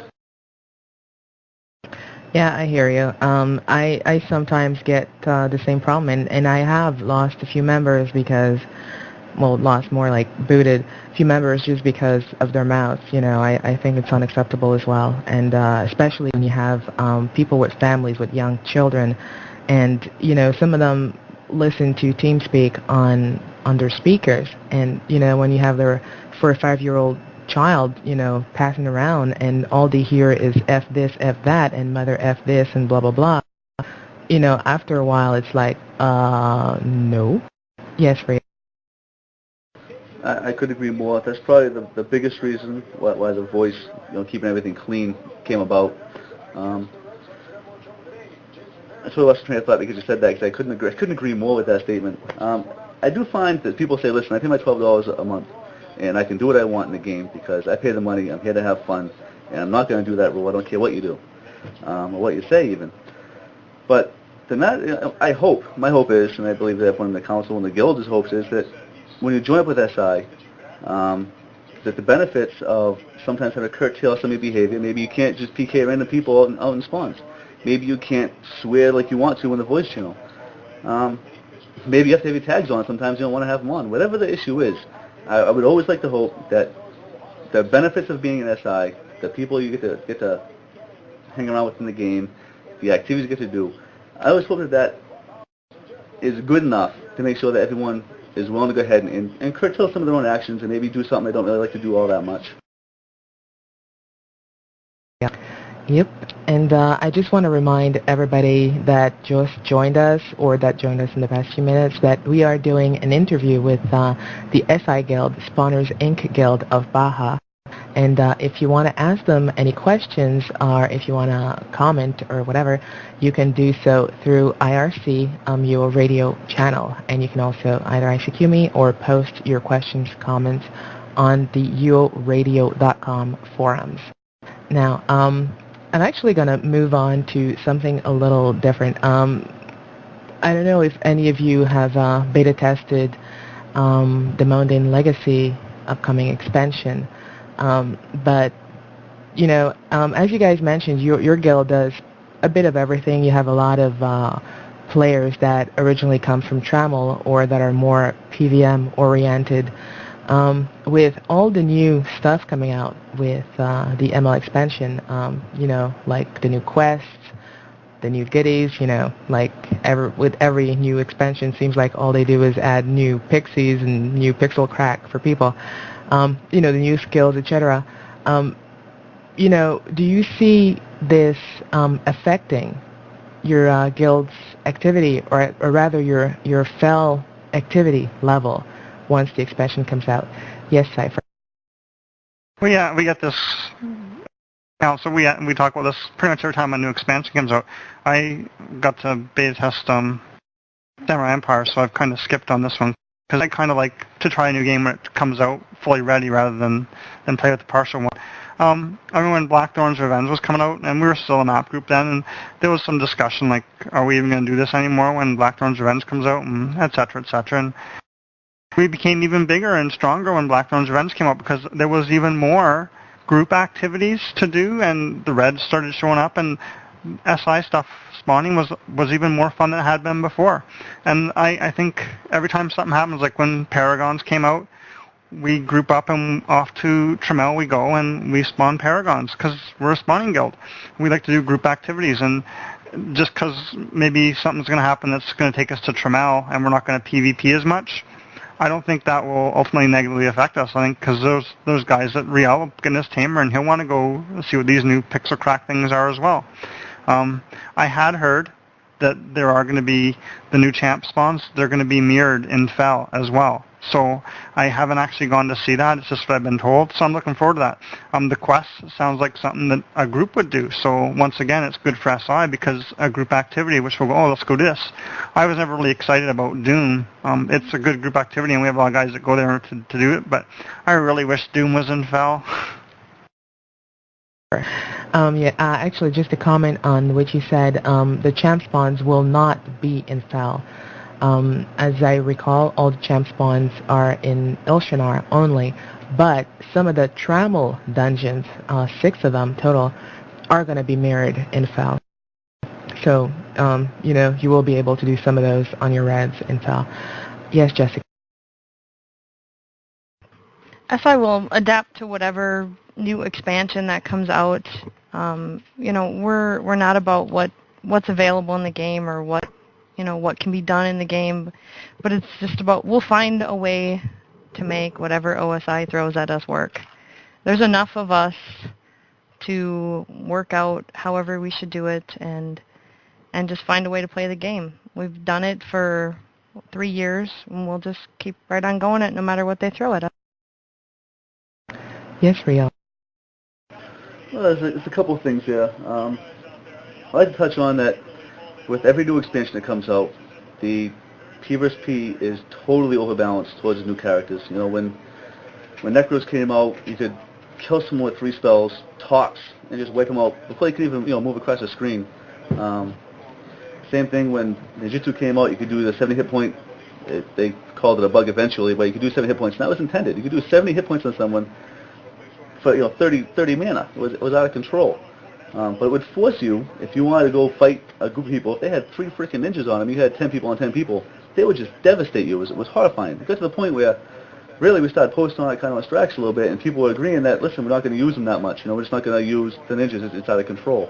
And you might find 1 or 2 kicking around fell, but it wasn't. Luckily, it kind of got curtailed. And the same thing with Bushido right now. Bushido, you can hit for someone you can still hit him for like 70 damage or something crazy. And when the new archery stuff comes out, you're going to make the runic archery bows, you're going to have poison, you're going to have all that stuff. It's going to be overbalanced. And I know that EA needs to sell games, you need to make money to keep the UO open, and you would wish that they would at least try to do a better job when an expansion comes out that does not ruin the P vs. P community as a whole. I know that some people in Tremble say we get too much in Fel. Fel says Tremble gets too much. They talk about pixel crack, new stuff, and again, people are interested. And it's just a shame that, I'd like to go out and buy the new one, even though even if it's not an overbalanced character I'm going to be able to go play. It's nice to do a new game and have something a little new and not something new to play. You say you can go do, you go to Tremble, do some spawns, go to new dungeons. You don't have to overbalance the P vs. P to have P vs. P is buy the game. I wish you could just sit down with someone and tell them that this does not need to happen every single time. That you have 3 months where you're going to be aggravated with the game. It makes you want to quit more than go buy more games for your other accounts. And the second part, the pixel crack, as you said, you get bored of it. First you had the Paragons. The whole guild went into Paragons probably for like a month straight. There was not a lot of activity in Felucia with any guild, but it gets boring. That one new thing gets boring. So I would imagine that new spawns will get boring, the new dungeons after a little while get boring, and the previous players will go back to Fel, they'll do more spawning, and life will go on. Yeah, I hear what you're saying. Do I have to say, based on what Cypher was saying, that this is going to be a good a way for guilds to do things together? I fully agree with that, because I have beta tested not as intensively as I wish I could have, because I have so much going on at the same time. But I have to say, all the quests actually somewhat worth doing are really, really meant for groups. If you try to do it solo, forget about it. You're going to be seeing the world in monochrome 24/7. And killing the boss monsters, if you're not in a full group, you're dead meat. So definitely the expansion, in my opinion, is really aimed at guilds. So this should be interesting for you guys. But as Real was mentioning regarding the imbalance in skills in PvP mostly, and it's a little sad that you guys haven't tried out the beta, because I was really curious to see what your opinion was on the chances of PvP being even more imbalanced with the new skill, basically spell weaving, which is a group spell to be used, and the effects of it. My main concern being the ability to summon pixies, like having 5 pixies in tow per spell weaver. Imagine if you have, like you guys are like a big guild.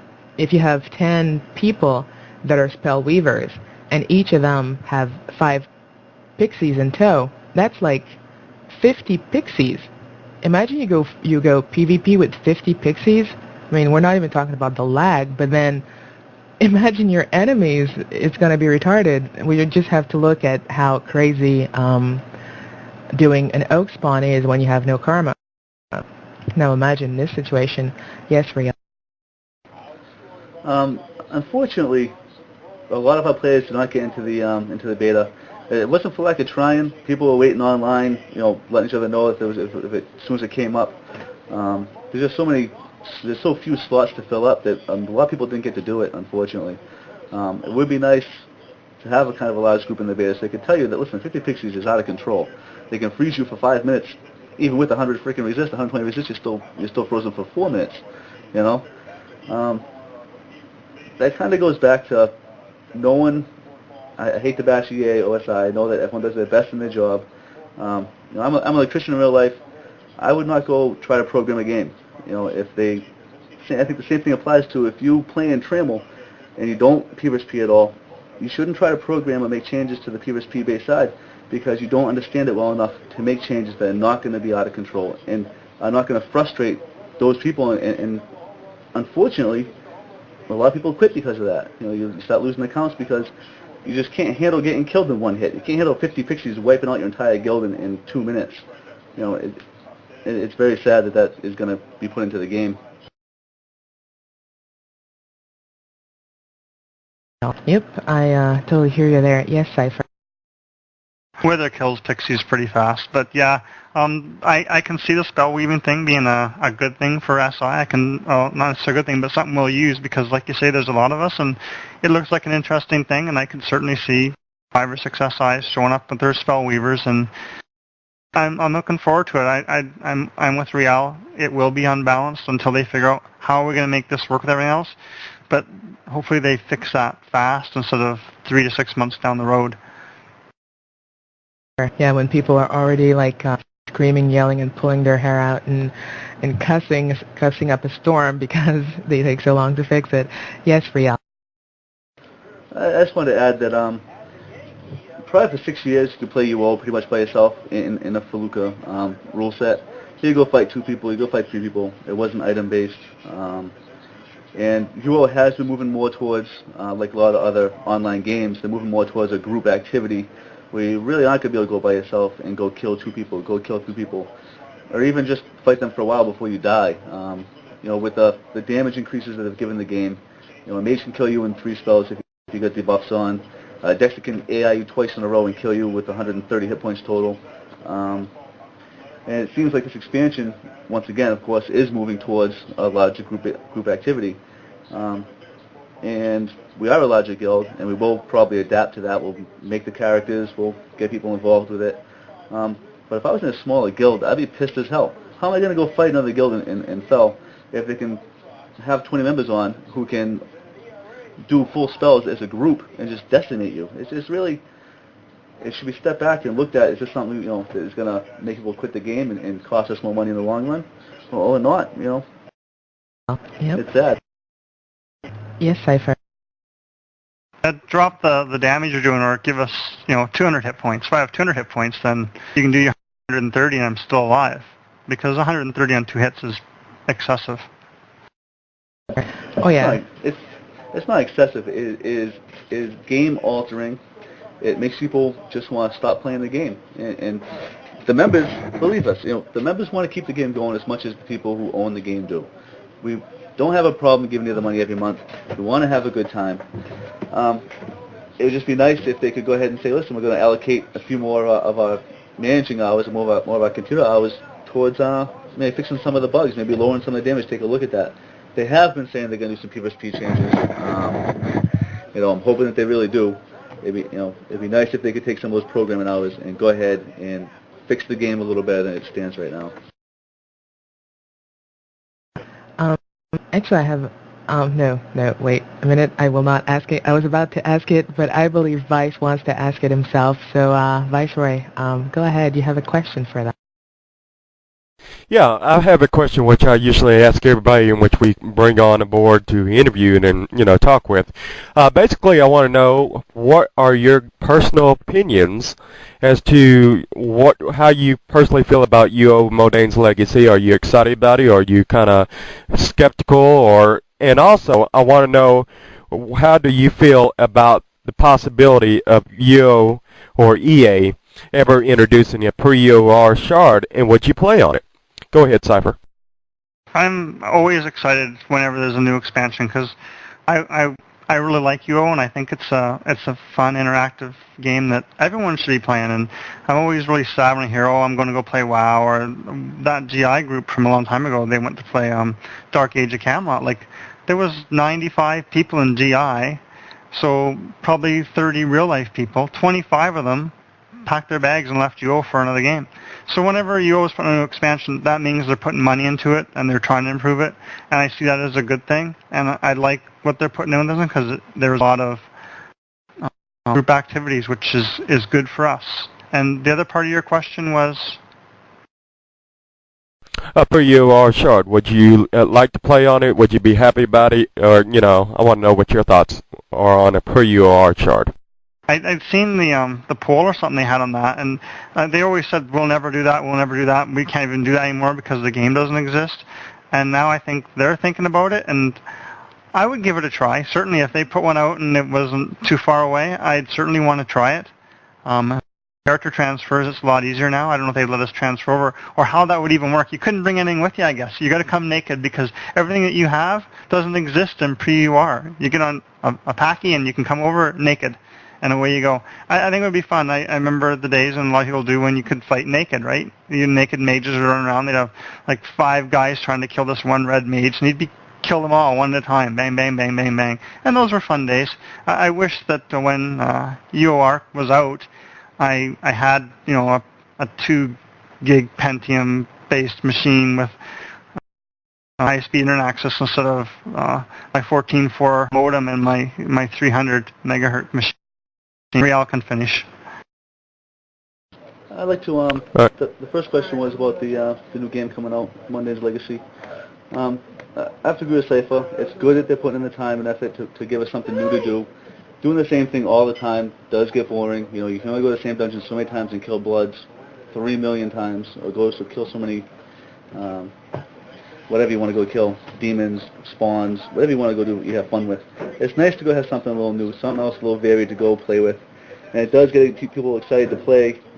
May tell their friends, hey, check this out, I'm having a lot of fun again in this game. Why don't you come try it with me? And that is very good.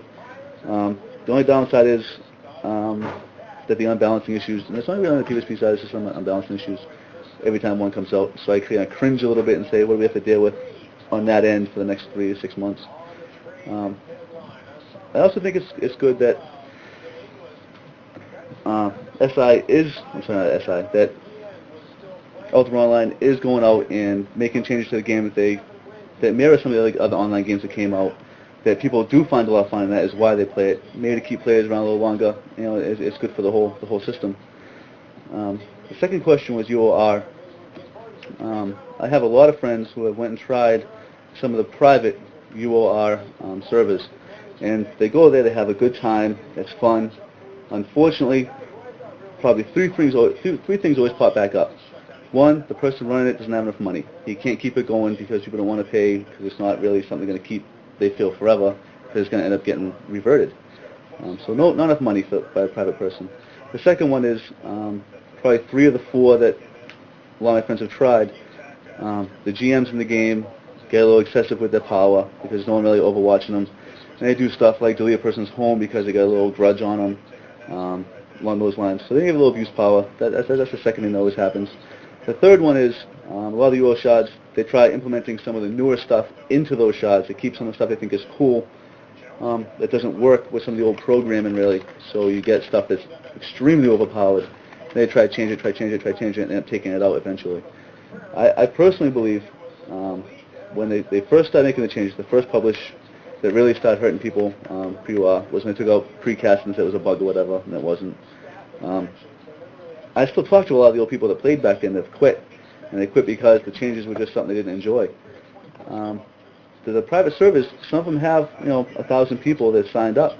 That's a big number. How many people play Ultimate Online? 200,000.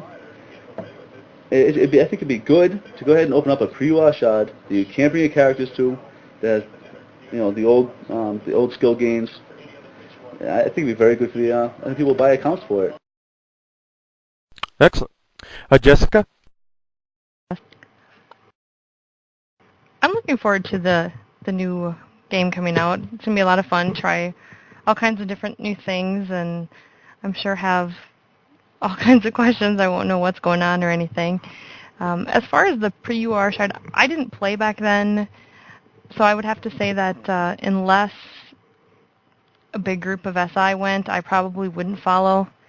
It would kind of have to be a group thing for me to do it, because that's really what I enjoy, and it doesn't seem to me that that's the way you all started. It didn't start as having to belong to a group, and that's probably what I enjoy the most out of this game, is the belonging to the group and contributing to the group. All right, thanks. Cypher, go ahead. Does that mean there won't be any more LRC suits? Because I don't know if I could live without my LRC suit. And like UO for me, it made its big change and really became exciting and fun when probably 16 came out, and I think that's after Renaissance even, correct? Yeah, to answer your question, there would be no LRC suits. There would be no runic hammers. There would be no power scrolls. So you'd be basically like you were back in the old days. Ryle? I just want to say that I lost train of thought because I was listening to his answers.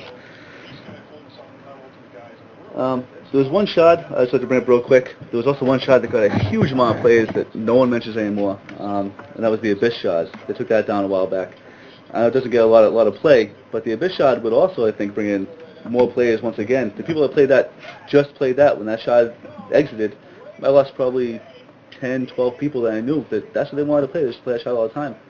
So it would be good, maybe if it's a financial standpoint, to go ahead and look back and maybe open up something like UOR or look into Abyss. Maybe not even on a permanent basis, so maybe it's online. If they don't have the hours, whatever, just try it out, maybe 12 hours a day, give people a taste of what it was like. And if they enjoy it, they could expand it. I'd love to see it come back, both of them come back. Yeah, I totally agree. Abyss shards were actually pretty cool. For all those people out there in Ultima Online who do not know what Abyss shard was, it's basically, a holiday-themed shard, which you either had your, say around Halloween, you had your Lich Lords that you could play as. You could play as a Lich, you could play as a dragon, and all kinds of things. It was actually pretty cool. And then around the, around Christmas, you could play as Santa Claus, you could play as a elf, and you could play as a reindeer, I think. So it was pretty interesting. It was definitely it was mostly geared towards PvP though. Go ahead, Raul. Yeah, it was definitely PvP based, no question. Pretty much when they weren't doing something that was themed, when they had online, they had like 4 main castles, and you were one color. When you logged in, you were either like blue or I don't remember anymore. To be honest with you, I think black, blue, orange, something like that. But you all went and attacked each other's castles, and you had like a reg vendor would just keep giving you regs. You could fight without, you died, who cared? You just go get more regs, weapons, armor, and you try taking over a person's. It was almost like a flag game, really. And sometimes you could have 40 people at a castle defended, and you could have 40 people attacking. It was just extreme fun. It was a lot of fun to play, and unfortunately, that was something else that got wiped out for whatever reason. Yeah, I totally agree. Anyhow, I'm going to go ahead and turn it back over to DJ Sakara, and I want to say thank you for answering my questions. Oh, wow.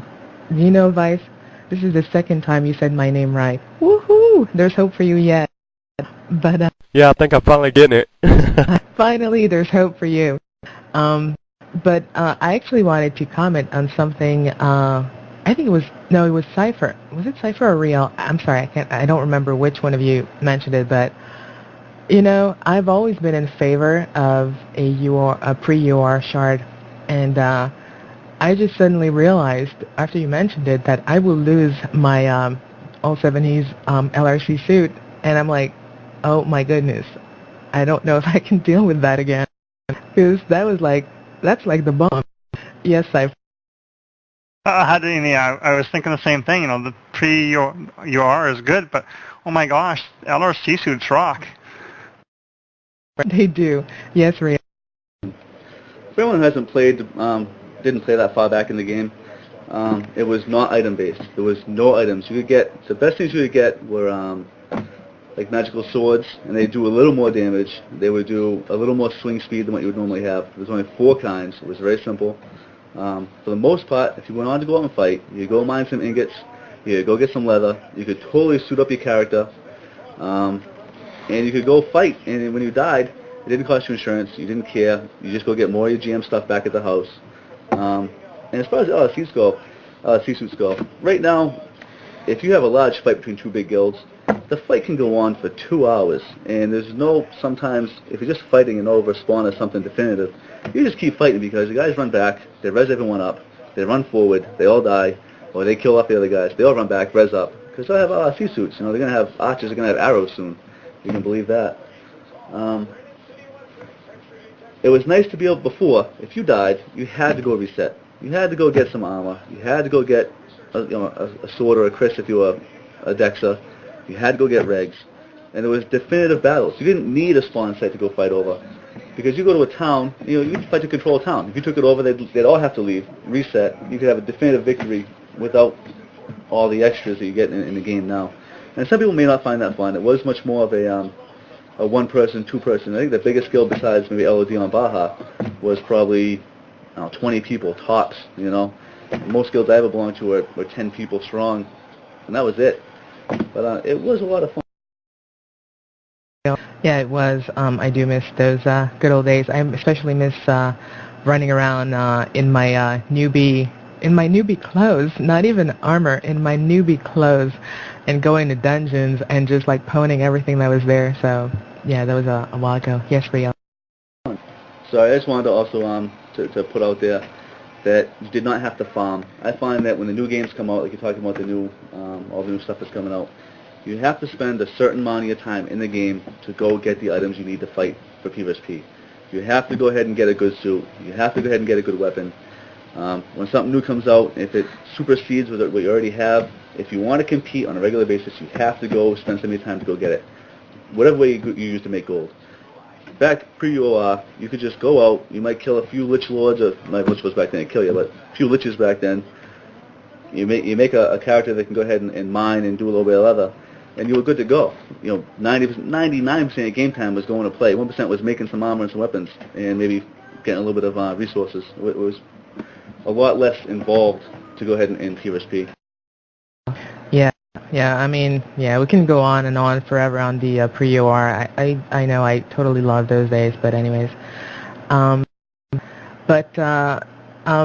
Vice has a question for you, so go ahead, Vice. Sure thing. What I wanted to ask is basically I wanted Cypher to quickly tell us about his guild's website. Basically give us a URL for it, so that way people can go there and check out the SI website. That way if they're interested in joining or anything like that, and basically just give that out there and let people know what's going on with the website. I noticed it kind of looked kind of plain. Just give us an idea of what's going on with the website and give us your URL so people can check out. Go ahead, Cypher. The URL is www.spawnersinc.com, but you can also get there by going to the UO Guilds page and just bring up the guild list. And SI, if it's not the number one all over, it's the number one on Baja. So you went to Baja and grabbed SI and then just tag the link there. It would take you to that guild page as well. And it is plain, and I apologize for that on the first page thing because I have no skill in this area. And what I'm waiting for is an SI member who's been around for a while and looks like they're never going to leave to help me run the website. We've had people come in and they stay for a while and they disappear and they say, we'll run your website for you, but I don't really know them well enough to pass over the keys to the website and let them change it however they want, and then I can't get the password back or they disappear on me and I can't update things. And also anything they do, I have to be able to go and update myself because I like to keep things updated. I've actually been away for the last 7 weeks or so. I'm moving. Now I'm settled. I'm going to go back on and start working on it. And actually, I got that website earlier tonight for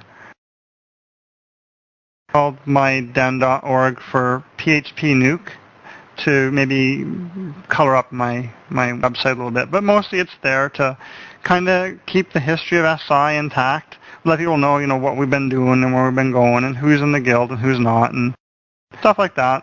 Who's winning the Spawner of the Month titles, who's winning the Leaders titles, who's getting special rewards. Make a place for recognition for SIs that go above and beyond. We have some different stories on there from different SIs who have their own tales to tell. Generally, that's what it's there for. It's to give people a look into SI that don't have full access to our message boards to see what else is going on. Alrighty. Well, thank you for that. And time is actually running out. Geez, that kind of went by really, really quickly. So I guess I'm going to have one last question for you, Cypher. And it's basically, in the long run, where do you see your guild going? What are your plans for the future? And, you know, what are you looking forward to as far as Spawners Inc. is concerned? Excuse me. I see my guild going to Atlantic City in October. It's a Canadian Thanksgiving, so it worked out good for me. I could get the 3 days off without too much trouble. Don't tell the American guys that, though. So, yeah, we're going to meet up in Atlantic City and, I guess, do some gambling. What are we going to do with SI? I don't know. We've talked about expanding to other shards, but for us to expand other shards, I probably see as I would have to be involved in that, and I'm busy enough on Baja, so I honestly don't see us expand other shards. We've had guys shard hop, but they haven't taken SI with them, and I don't know how easy that would be. For the most part, and Riel brought this up earlier, you know what? All we want to do is spawn and be left alone, and guys wouldn't leave us alone, so we had to grow bigger to fight them so we could spawn and be left alone, and it's kind of been the way things are. I don't see us leaving Baja, even though I've moved to Eastern Canada and I ping now. PvP isn't quite as good as it was. Not that it was ever any great thing. I used to be able to run away good, though.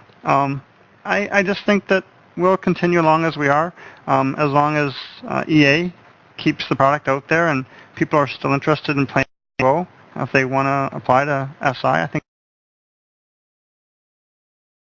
That's pretty neat. Did you just say that you moved to Eastern Canada? Yeah, I'm actually in Cornwall, about half hour from Quebec, actually. I heard you're French Canadian, so we're nearby now. Oh, howdy, neighbor. Yeah, I'm in Montreal. Yay, me. An hour to Montreal? For me, hour and 20 minutes, I think. I actually haven't made the trip since I got here, but hour and 10, hour and 20, depends on the traffic, I guess. Well, geez, we'll have to go for coffee one of these days. But, you know, before we wrap this up, I did want to ask you, and I forgot to ask earlier, but you kind of answered this right now.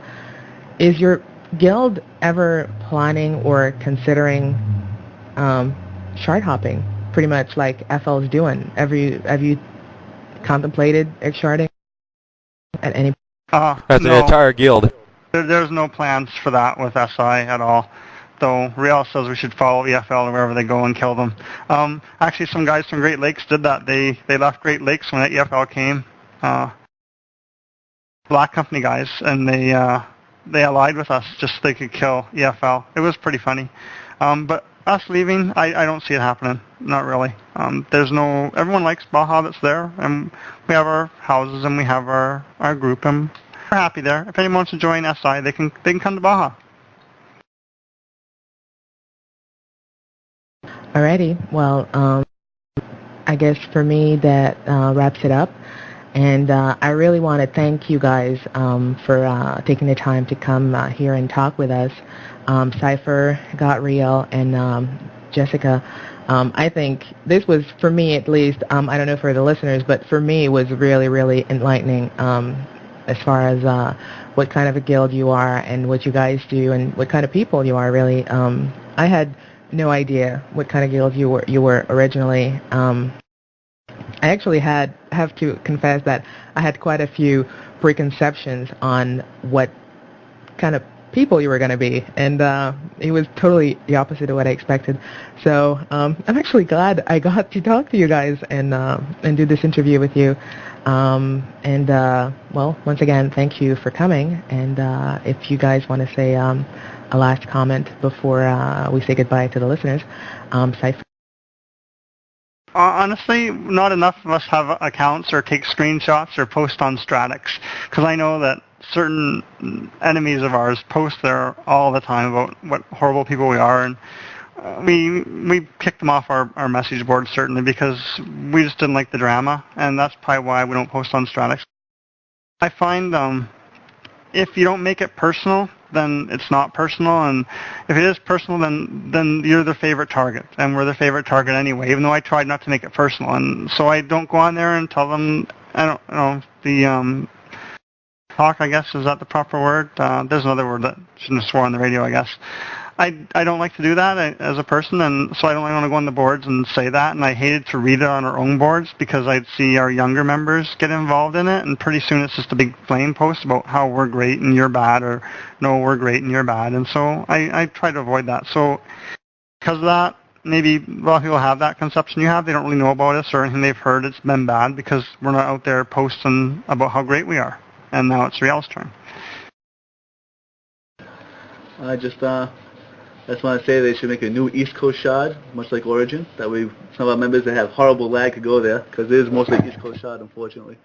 Other than that, I have to agree with Cypher.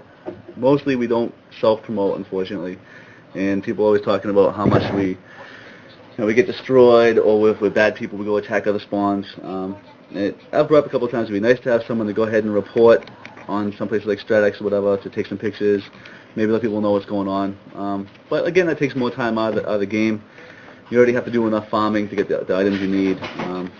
So it really hasn't happened, unfortunately. Much like the web page, there's just so much time to spend getting the items in the game that you don't have a lot of extracurricular time because your family, your job, you get some play time, and unfortunately it doesn't get to happen.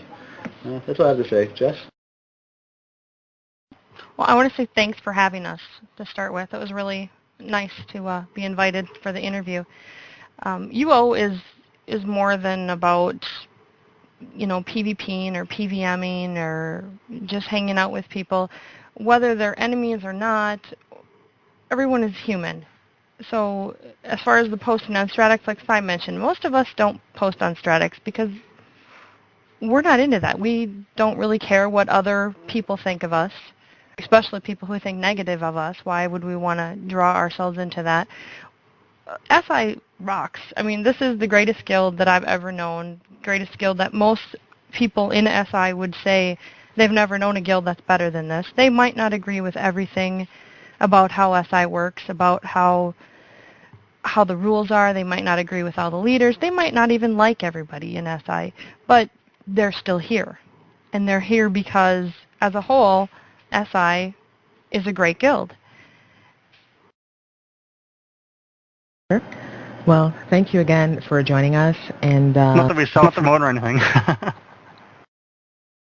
Well, it's okay. I mean, you should preach about your own choir, I mean, you guys, if you guys are part of this guild it's because you love what you do and you love the people you're with, and, you believe in what you're doing, so by all means, you should stand by it. So once again, thank you for coming with us in this interview, and I do wish you guys and your guild to continue to grow and prosper in the foreseeable future.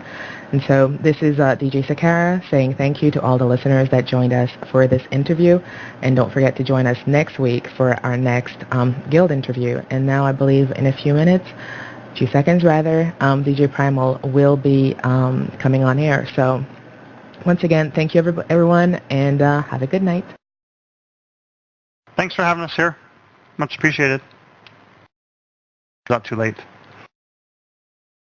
Not a problem.